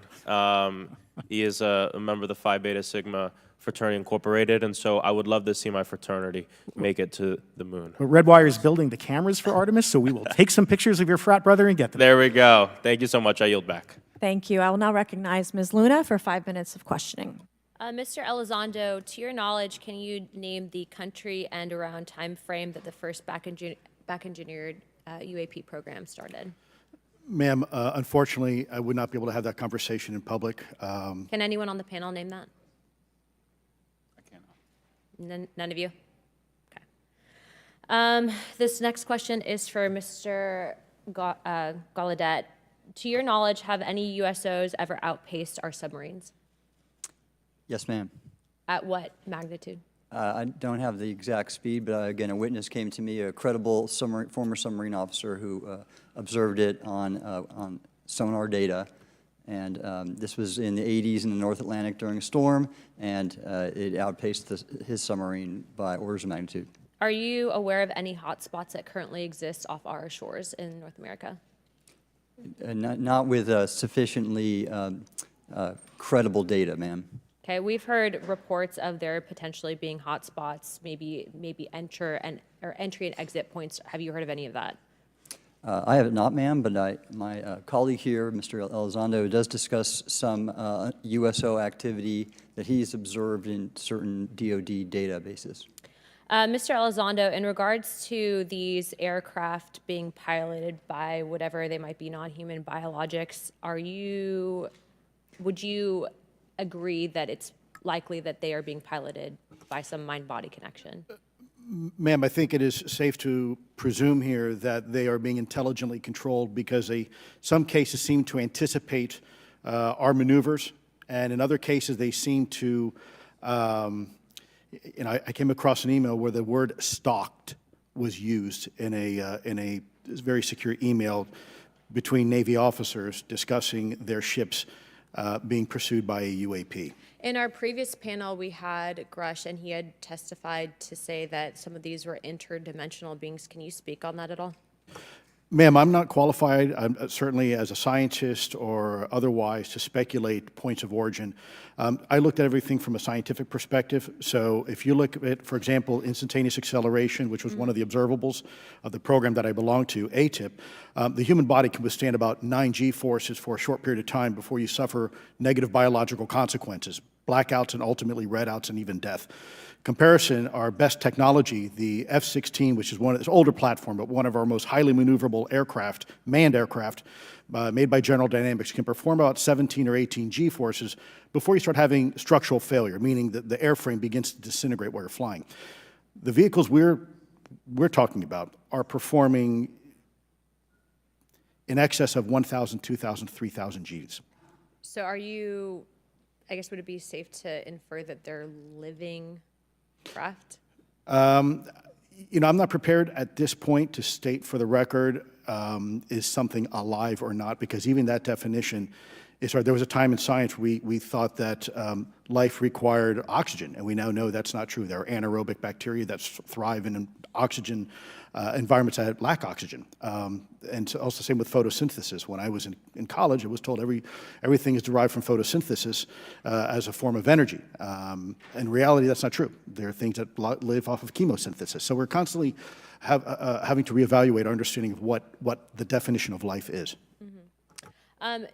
Do any of you ever come across reports from people that claim to have firsthand experiences with these entities, whatever they might be, or these aircraft, and then as a result, whether or not they're religious, find that these things will automatically disappear? Anyone, and this is open to any of you on the panel. So just real quick, because I'm running out of time. Lou? Ma'am, I've always been a nuts and bolts kind of guy. When I was at ATIP, I was focusing more on the performance characteristics and less on the potential occupants. Okay, the reason I ask is because it seems like, just based on our conversations, that we've had people that say that there are good and bad of whatever these things are. And so my concern from a national security perspective is A, that true? B, are you guys hearing the reports of that? And C, I think moving forward in regards to technology, Mr. Gold, if you can answer this real quickly, some of these aircraft, it seems that they are operating off of energy that we don't currently have. But just yes or no, in your opinion, if we were able to obtain that, would that impact humanity for the better or negative? Would certainly save us some money on funding on Artemis. Definitely. And this is a national security issue, that if there is such technology out there, we're not the only country that might have access to it. We don't want to be on the wrong end of technological surprise. Okay, thank you guys for your time. All right, thank you. I will now recognize Mr. Garcia for 5 minutes. Thank you, and I apologize for stepping out. My governor is here upstairs, so I'm trying to get in between meetings, so apologize for that. I want to just start by just asking everyone on the panel or witnesses, and I had a chance to read all the testimony before, but just to set the agenda, just if we can go down real briefly, do you believe, just for the record, that the federal government, any part of the federal government, is knowingly concealing evidence about UAPs from the public? Yes, sir. 100%. Yes. Yes. Thank you. I also want to just go down the line. I know many of you have already said this, but I just, for the record again, just briefly, what do you believe UAPs could be or are? Strong evidence that they are non-human, higher intelligence. I echo my colleague's comment, sir. Genuinely do not know. Don't know, but we must find out. Okay, thank you. I appreciate those answers, gentlemen. I think this is obviously another remarkable hearing with just really important information, so I thank all of you for answering the questions. Admiral, I just want to go back to one thing. Now, last year, our subcommittee heard from 2 retired Navy pilots, Lieutenant Ryan Graves and Commander David Fravor, regarding UAPs. Actually, I think Ryan is here in the audience and been a great person to get to know and to have conversations with. He, of course, has been involved in the Safe Airspace for Americans Act with Chairman Graves, with Chairwoman Mace for UAP reporting by civilian aviation personnel.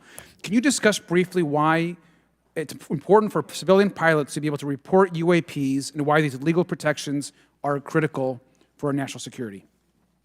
Yes, Congressman, thank you. And I did invite Ryan Graves is my guest, as I'm on his advisory board for the Americans for Safe Aerospace, and the legislation that you supported and introduced, I fully support as well. And I think it's important that more civilian pilots, commercial pilots, report so we can better understand and learn and do research on UAP, as well as remove the stigma so more citizens report on what they observe. And also, it'll only contribute to aviation safety when we have a better understanding of where these UAP are, how they operate, and at what frequency and what capability level. So it's important for aviation safety, and it'll be important for moving science and research forward. Thank you, sir. And I just want to reiterate to my colleagues, I mean, this is a very bipartisan piece of legislation, and we just got to continue to get this through the Congress, and it's incredibly important that civilian pilots have the opportunity to safely report the UAPs that they are seeing or encountering in the air. And I can't express how critical this piece of what I believe is a larger collection of evidence and facts actually happen. We've been approached by pilots. I've talked to folks that have been engaged with our office and others, and there is still enormous stigma. And essentially, we don't have a system where folks are feeling free to be able to report what they're seeing. And so I just want to reiterate that that advocacy. Mr. Gold, in your testimony, you discuss NASA's Aviation Safety Reporting System, a confidential, non-punitive reporting mechanism. In the Safe Airspace for Americans Act, we explicitly allow for civilian reporting, of course, of UAPs. Can you explain why the NASA task force recommended the use of the Aviation Safety Reporting System?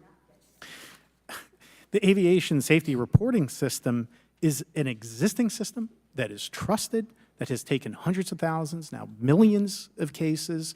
And again, recognizing budgetary constraints, this seemed like the perfect way to be able to gain more data. And when it comes to the stigma, sir, it's something that pilots are used to reporting on, that crew is used to reporting on. So it's a great way to get data, to overcome the stigma without spending really that much more additional money since the system exists. Thank you so much for your support of that. Thank you for what Ryan Graves does. This is a common sense means to expose the truth of UAP for the purpose of this hearing. Thank you. And I just want to also add, now earlier this year, as part of the House Defense Authorization Bill, the NDAA, I had filed an amendment to include the UAP Disclosure Act, which would create a UAP Records Review Board and exercise with exercise of eminent domain over UAP-related material, modeled actually on the JFK Assassination Records Collection Act, which is widely known. Now, the amendment was blocked, but thankfully the Senate included the amendment by Senator Rounds and Schumer for the UAP Disclosure Act. So I just again want to say that we should be pushing and ensuring the UAP Disclosure Act, which is bipartisan in its support, should move forward. And if I can just briefly, particularly Admiral, can you just briefly, as I close my time, explain why the UAP Disclosure Act would be critical for us and our national security? Thank you, Congressman. Yes, I believe the UAP Disclosure Act is important for national security, as well as advancing potential socioeconomic benefits resulting from UAP research, as well as public safety, as we referred to previously regarding aviation. And this act will allow for greater transparency and open research, and that's why I'm also a member of the UAP Disclosure Fund as an advisor, as in the Sol Foundation, as an advisor, senior strategic advisor, which is advocating for the same. Thank you very much. I yield back. All right, thank you. I'd like to recognize Mr. Biggs for 5 minutes of questioning. Thank you, Madam Chair. Thank you for holding this committee. Thank you to the witnesses. Admiral, the video that is called the Go Fast video, the email that you've talked about being deleted, I just want to briefly cover this. You said that the email, the author was asking whether any of the recipients were aware of the classified technology demonstrations that it could explain the objects that were observed. And then you said the email disappears. Then you guys have a series of meetings. The commander of fleet forces and his operations officer never discussed the incident again. Is that right? Is that accurate? That's accurate, sir. And even during weekly meetings, it was never discussed again. My question for you is, you were in those meetings. Did you personally hear that nothing was going on about that? Yes, sir. I was in those meetings, and did you make inquiries about that? No, I did not, sir, because I inferred, since I had been read into other special access programs, that this UAP video was part of one that I was not read into, or any of the recipients, or the author of the email, and that an intelligence agency basically pulled it back and instructed the author of the email, hey, this is, you just conducted what they call spillage into a lower classification level. And when that's done, the procedures are basically to remove any of the communication. You're going to silo it. So, and you, Mr. Elizondo, you said in your report and your testimony today, a government work on the UAP subject still remains classified. Excessive secrecy has led to grave misdeeds against loyal civil servants, military personnel, and the public, all to hide the fact that we are not alone in the cosmos. Fair? Yes, sir. All right, and all of you, and Mr. Shellenberger, by the way, I've read several of your books, Mr. Shellenberger, excellent stuff. Thank you. What I would say, too, is you were asked about the veracity of the author of this report. You comfortable with the veracity? Yes. Okay. And then, and I'll get to you in a second, Mr. Gold. We'll talk about Kuhnian and Lakatoshian scientific advancement and how we're obviating that through these processes. But we'll get to that in a sec. Because what I want to really get to is the ultimate question really becomes this. For what purpose is the federal government overclassifying, because that's what they're doing, they're overclassifying, and forbidding the public from getting access to this?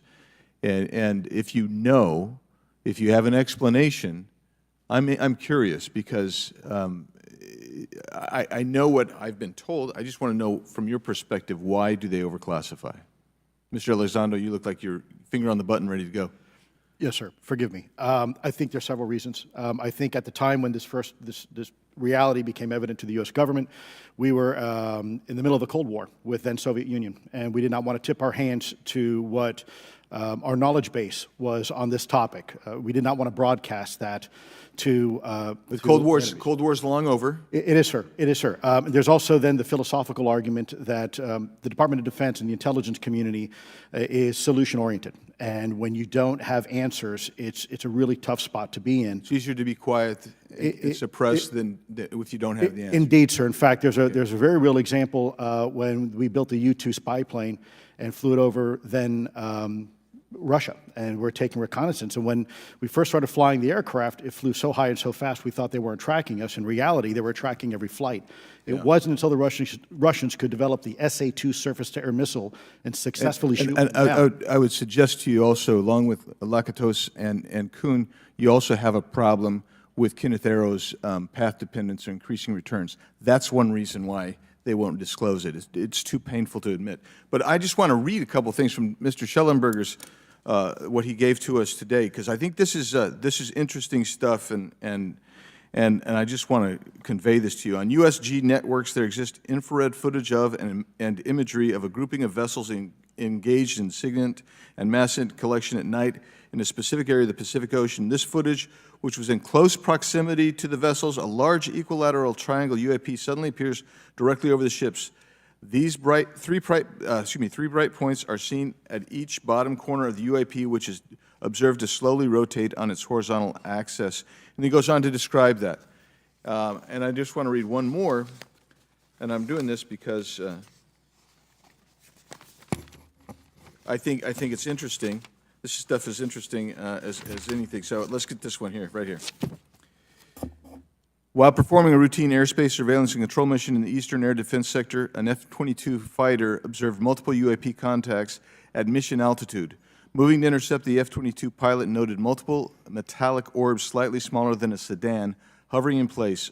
Upon vectoring towards the UAPs, a smaller formation of the metallic orbs accelerated at rapid speed towards the F-22, which was unable to establish radar locks on the presumed hostile UAPs. The F-22 broke trajectory and attempted to evade, but was intercepted and boxed in by approximately 3 to 6 UAPs. And then I'll leave that there, but because I just have no more time left.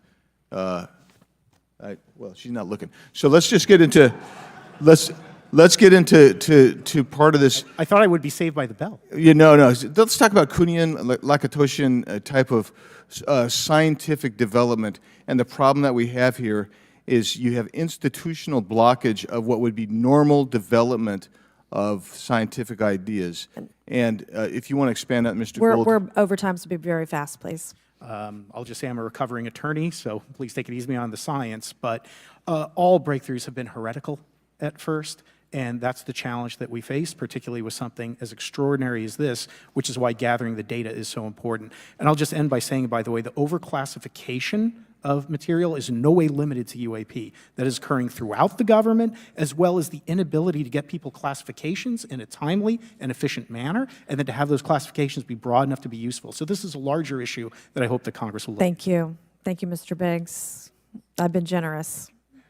All right, Mr. Burleson, I'll recognize you for 5 minutes of questions, please. Thank you, Madam Chair. Mr. Elizondo, does any branch of the United States government or defense contractors possess technology? Sir, there's documentation that I believe was submitted for the record that was approved for release by the U.S. Pentagon, by the Department of Defense Office of Pre-Publication Security Review, and it states one of the reasons why my predecessor program, OSAP, was trying to collect material of unknown origin. Was it successfully collected? It was not. What happened is that there was an aerospace contract company that requested to divest itself of the material that was collected in the 1950s. Right. Unfortunately, that didn't actually occur. So let's dive into that. That's the Bigelow Airspace, correct? So yes, sir. There was a journalist, Christopher Sharp, who said that there was a transfer between Lockheed Martin, Bigelow Aerospace, and the CIA allegedly blocked this. Can you describe that? What I can say is that it was blocked. Why it was blocked, I can only surmise. I was part of some conversations later on with some of those contract personnel where they had told all of us that is accurate. What we required was a memo from the Secretary of the Air Force in order to make that complete, and that never occurred. And so when Secretary Mattis became Secretary of Defense, I decided it would be appropriate for me to try to receive a memo from him as SecDef, as Secretary of Defense, if we could not get a memo from the Secretary of the Air Force to transfer that material. So if that material exists today, who's in possession?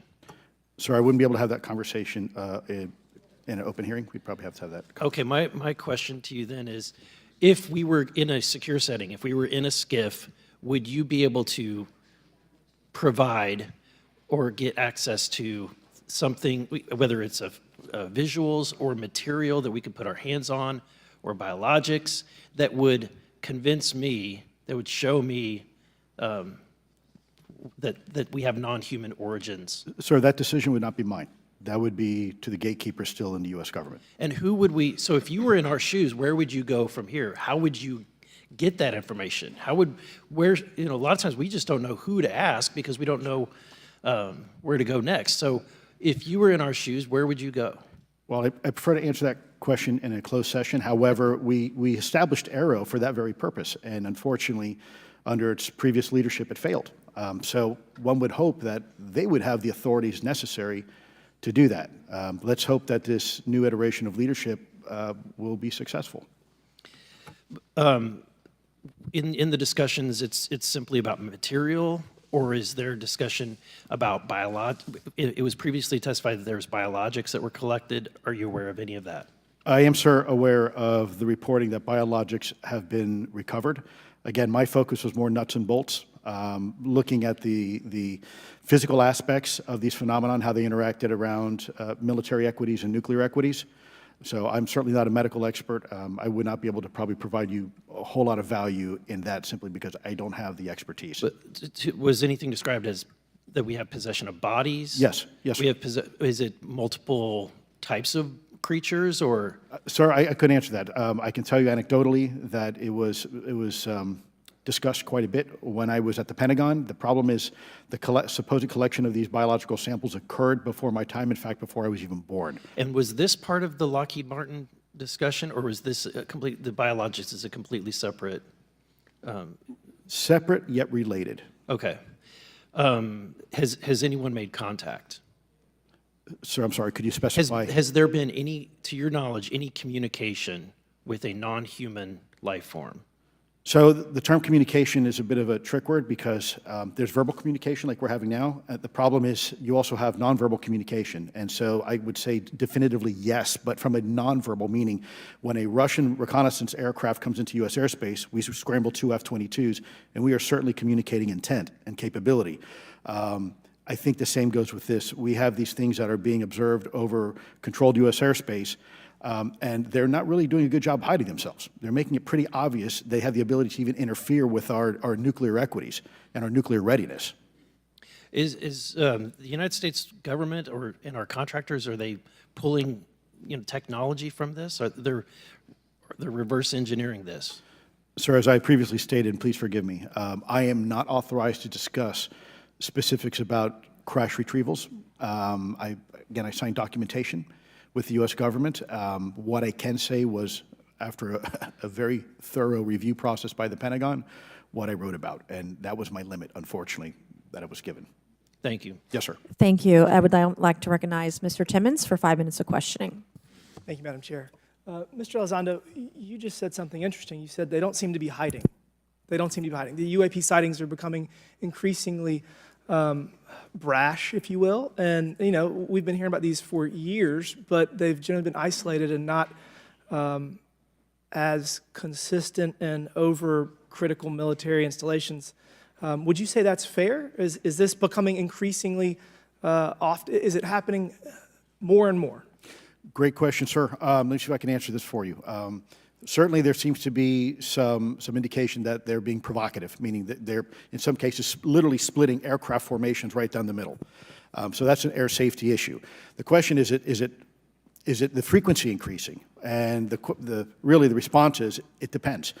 Yes, it's possible that there is an increase in frequency, but it's also possible that there's heightened awareness now, and there's also more pervasiveness of technology out there that's collecting this information and that can record this information. So we're not quite sure yet if it's actually an increase in numbers of these events, or is it that we have better equipment now to record these things, and we have a better ability, if you will, to analyze these things. And that's my next question.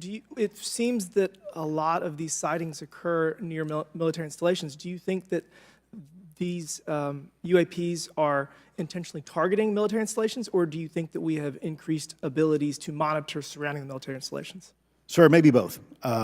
Part of my concern is we have something in the Department of Defense and the intelligence community called IPB, Initial Preparations of the Battle Space. And we use equities like ISR, intelligence, surveillance, and reconnaissance, and other type of equities and technologies to prep the battle space. And certainly, if I was wearing my national security hat, even if there was a 2% chance that there was some sort of hostile intent here, that's 2% higher than we really can accept. And so we must figure out, there's a calculus, capabilities versus intent, in order to identify if something is a national security threat. We've seen some of the capabilities, yet we have no idea in the intent. And so this is why this discussion is somewhat, I think, problematic from a governmental perspective, because we have no idea. Sure, thank you. Mr. Shellenberger, you're particularly familiar with the Langley Air Force Base incident a year ago? Are you familiar? Just from what I read in the Just news. from what you've read? Yeah. I would imagine a large percentage of the American population became aware of that with the Wall Street Journal article. Would you agree with that? Yes. And were you aware of that incident prior to the Wall Street Journal article? No. To the rest of the panel, was the Wall Street Journal article the first time that y'all were made aware of what was essentially an over 2-week UAP frenzy over Langley Air Force Base? Were y'all aware of this prior to the Wall Street Journal article? Anybody? Show of hands. Yes, sir. Dr. Gallaudet, could you give me how did you become aware of it? A colleague of mine who I referenced previously, Chris Mellon, he wrote an extensive article about this, that there were other incursions of drones over Langley before this, as well as many, many military installations over the last 5 decades. And it's my understanding that there's been an ever-increasing in number, and I'm trying to think how to say this because I wear 2 different hats. I'm still in the Air Force. So, I mean, it seems that they're becoming increasingly brash, and the question that we really have to figure out is it China or is it non-human? And I think that's the biggest question the American people want to know. If it's China, it's scary because they have a lot of technology that we cannot explain. And if it's non-human, that's scary because we don't know the intent. Would you say that's fair?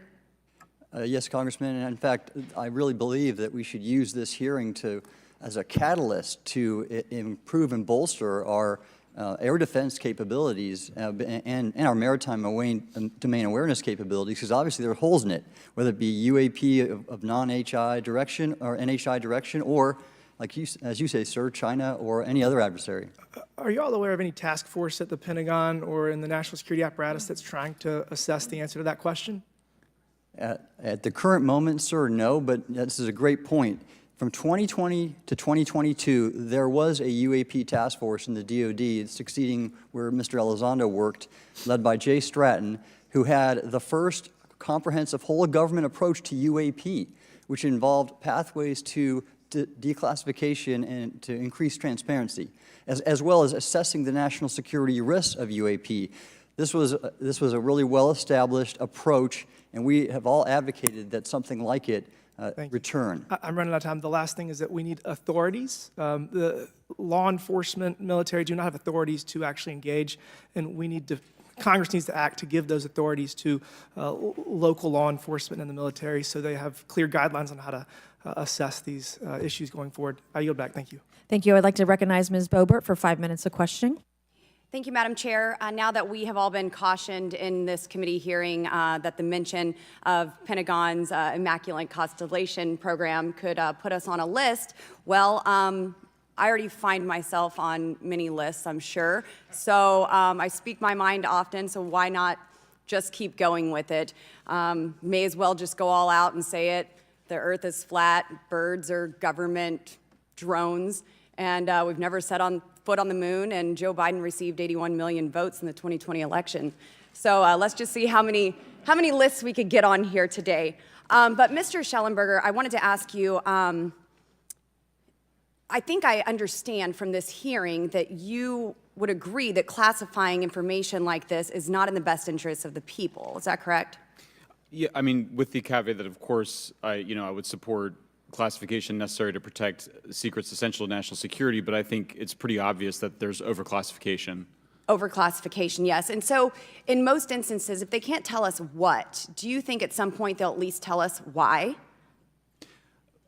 President-elect Trump has repeatedly committed to greater transparency, both on the UAP issue, on JFK files, on COVID origins, and many other things. So I think that we need to make sure that the next administration is held accountable for that. Agreed. And this is for all four of you. Yes or no, please. I have many questions I want to get to. Are there any known instances of recovered materials or technologies that are not of human origin and maybe connected to any advanced bioscience defense programs within the USG? I don't know. I wouldn't be able to answer that, ma'am. I don't know. I don't know. Okay, so there are rumors that have come up to the Hill of a secretive project within the Department of Defense involving the manipulation of human genetics with what is described as non-human genetic material, potentially for the enhancement of human capabilities, hybrids. Are any of you familiar with that? Yes or no? No, ma'am. I am not, ma'am. I'm not. No, ma'am. Okay, I would like to know, with Immaculate Constellation, how does this relate to UAP activities, Mr. Shellenberg, in oceanic environments? Are there any instances where the Navy or other maritime forces have encountered UAPs that could not be explained by known technology or natural phenomena?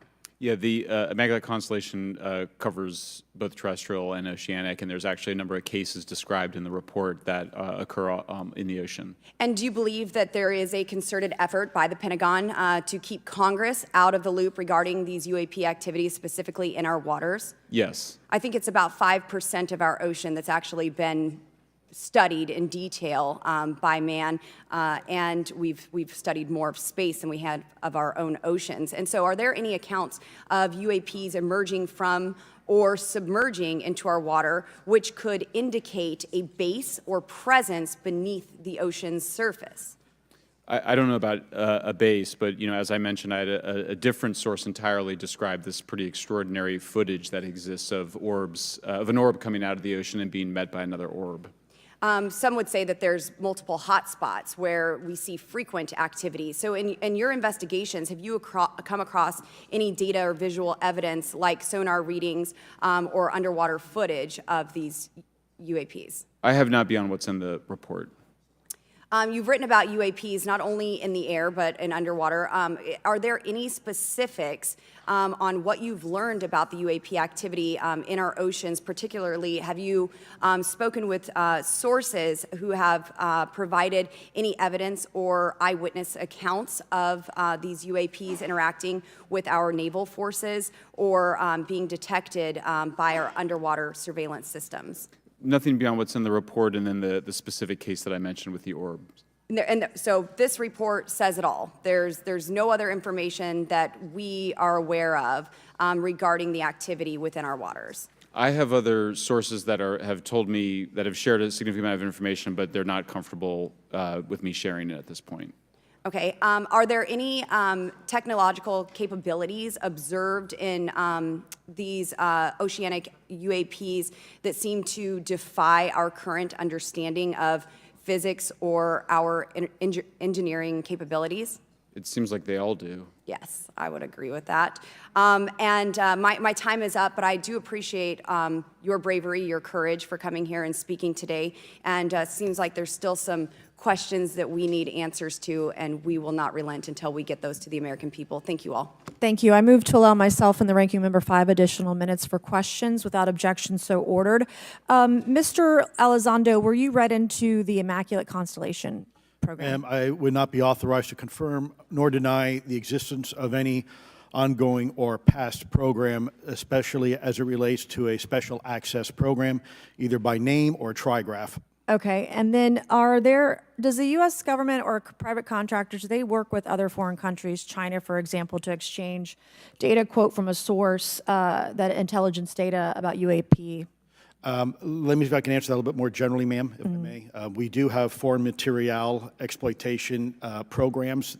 That is something that is widely known, and that term itself is unclassified.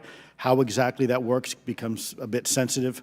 A discussion we could certainly have in a closed session if you like. We do work with international partners and allies quite often, not just in military exercises and workups, but in other intelligence efforts as well. In terms of material that's given to private contractors, is certain material given to certain contractors because of their experience? So, for example, if it's related to submerged and undersea propulsion, would it go to a general contractor like General Dynamics? Yes, ma'am, absolutely correct. Different contractors have different levels of expertise. What's Lockheed's expertise? Aerospace, ma'am. In the UAP space, that's all that, they wouldn't do submerged? No, I didn't say that, ma'am. Okay. Lockheed Martin and others do quite a bit of work both in our atmosphere, in space, and even underwater. There are certain efforts to. It's a tough question you're asking. You put me on the spot here. I'm looking for the answer. Yes, ma'am. No, they are involved in a lot. I would rather let Lockheed Martin explain the different domains that they are involved with. Probably I'm not authorized to discuss that, but they are involved in a lot of different areas and domains. Admiral, flight safety risks for our pilots, based on what you've experienced and seen in your career.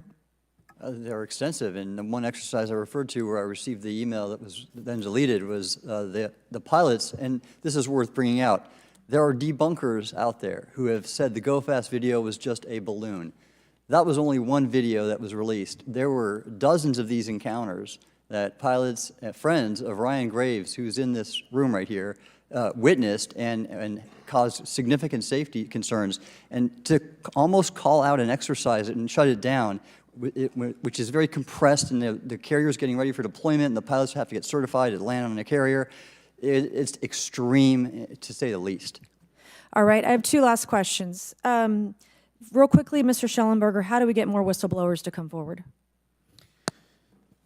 Well, this hearing does, is very important, and obviously, I can't encourage whistleblowers to obtain information, but I can guarantee that I will protect them and go to prison to protect their identities if they come to me. Yes, sir. Okay, my last question. The first hearing we had on this, I'd never been briefed on UAPs or what they were, biologics, non-human, et cetera.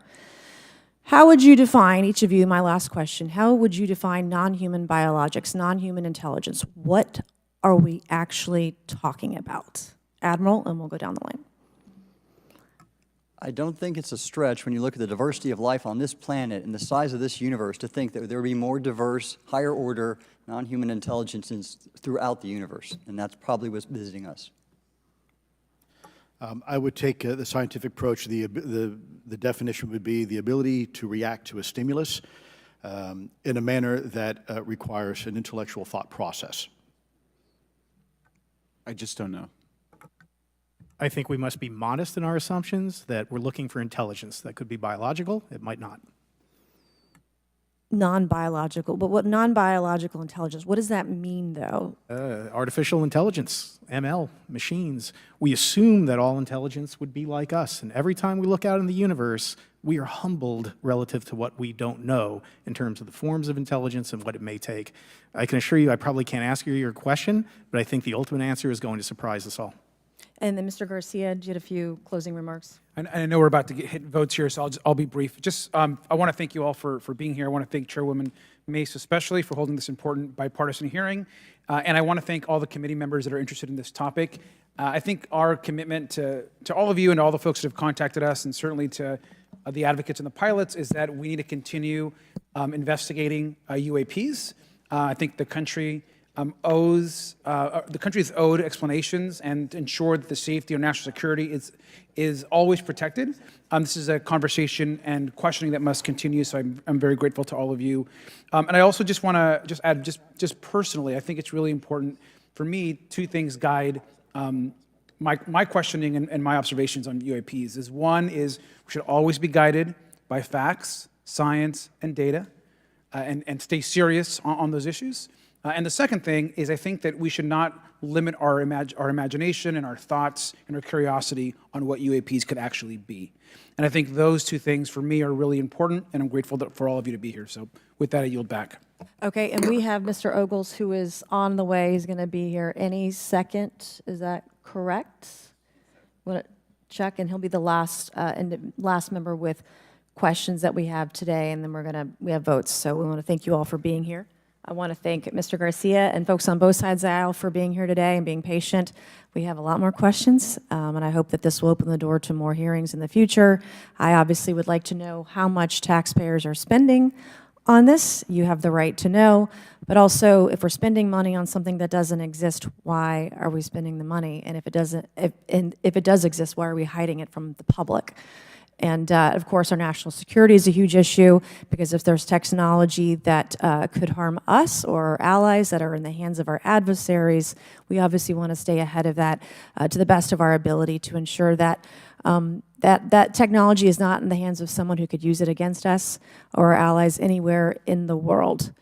So, Mr. Ogles, you're just in time, babe. I will recognize you for 5 minutes of questioning before we head on out today.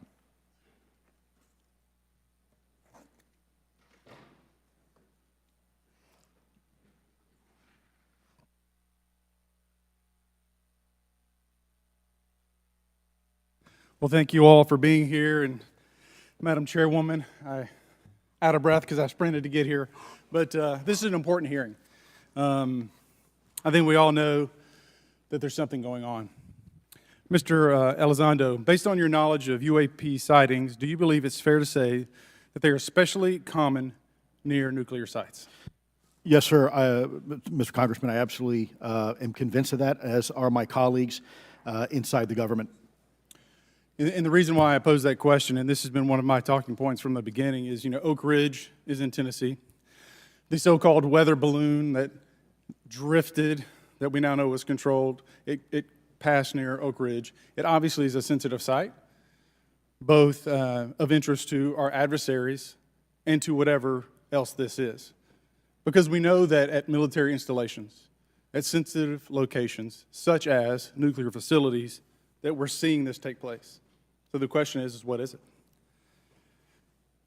Do you believe they've caused an irregular activity, and why might they be interested in those sites? Sir, in some cases, it's actually regular activity. You'd be surprised. There's actually documentation right now that's been submitted. It's not just Oak Ridge. It's Savannah River Site, SRS. It's also Los Alamos. A lot of our sensitive R&D locations appear to be under some sort of surveillance and monitoring. Why? Well, because a lot of innovation comes out of those areas, a lot of new technologies, a lot of, if you will, disruptive technologies that we use for our national defense originates out of those locations, and advanced concepts in physics as well. So if I was doing any type of reconnaissance, even on a foreign adversary, that's a great target to start with. Sure, and again, this has been one of my talking points. I do have questions. What role might the Department of Energy or its subsidiaries or affiliates have in this type of technology, or possessing this type of technology, whether it's ours or others? Mr. Gallaudet, I think your testimony has been pretty clear, but would you please reiterate that do you believe UAPs pose a threat to pilots? Excuse me. Yes, sir. Absolutely. They were threatening Navy pilots during the exercise that I was, my people were involved with in 2015, and it's my understanding they're risking pilot safety, commercial and military, today. Well, considering, and I understand that there's a need in some cases to keep certain technologies secret, but you believe that it is posing a threat to our personnel, correct? Yes, sir. So I think it's reasonable to conclude that if there's a threat to our personnel who are serving our country faithfully, that there be oversight. 100%, Congressman. And in fact, that's the one thing that we've not talked about enough during this hearing is the fact that the government executive branch not sharing with Congress what it knows about UAP infringes on your legislative and oversight responsibilities to such an extent that's very concerning. I mean, what else are we, if you look at national security or intelligence or foreign affairs or appropriations, you all have oversight and legislative responsibility regarding those. This UAP issue may be the greatest issue of our time, and it's being hid from you. Well, I mean, and to your point, I think we've seen over the decades that we have certain adversaries like China, like Russia, that technologically speaking are not as advanced as us, that they lack some of the lethality that we have, and that we've seen that they've gone after our technologies and in some cases succeeded, in particular with missile technology. And so again, my concern, whether this technology emanates from us or otherworldly, that we know that we possess it. And where's the accountability? Where are the stopgaps? What are the guarantees that if this were to fall in enemy hands, that it isn't immediately weaponized against us? And I'll say this, it is clear from my experience and what I've seen that there is something out there. The question is it ours? Is it someone else's? Or is it otherworldly? And Madam Chairman, I would posit that as the legislative body, as the regulatory body, we must know. And anyone who prevents us from gaining access to that information, I would consider that criminality. Because we have U.S. personnel who may very well be in harm's way. We have technology that ultimately may threaten our very existence. With that, Madam Chairman, I thank you for your indulgence, and I yield back. Thank you, Mr. Ogles. And with that and without objection, all members will have 5 legislative days within which to submit materials and to submit additional written questions for the witnesses, which will be forwarded to the witnesses for their response. If there's no further business without objection, the subcommittee stands adjourned.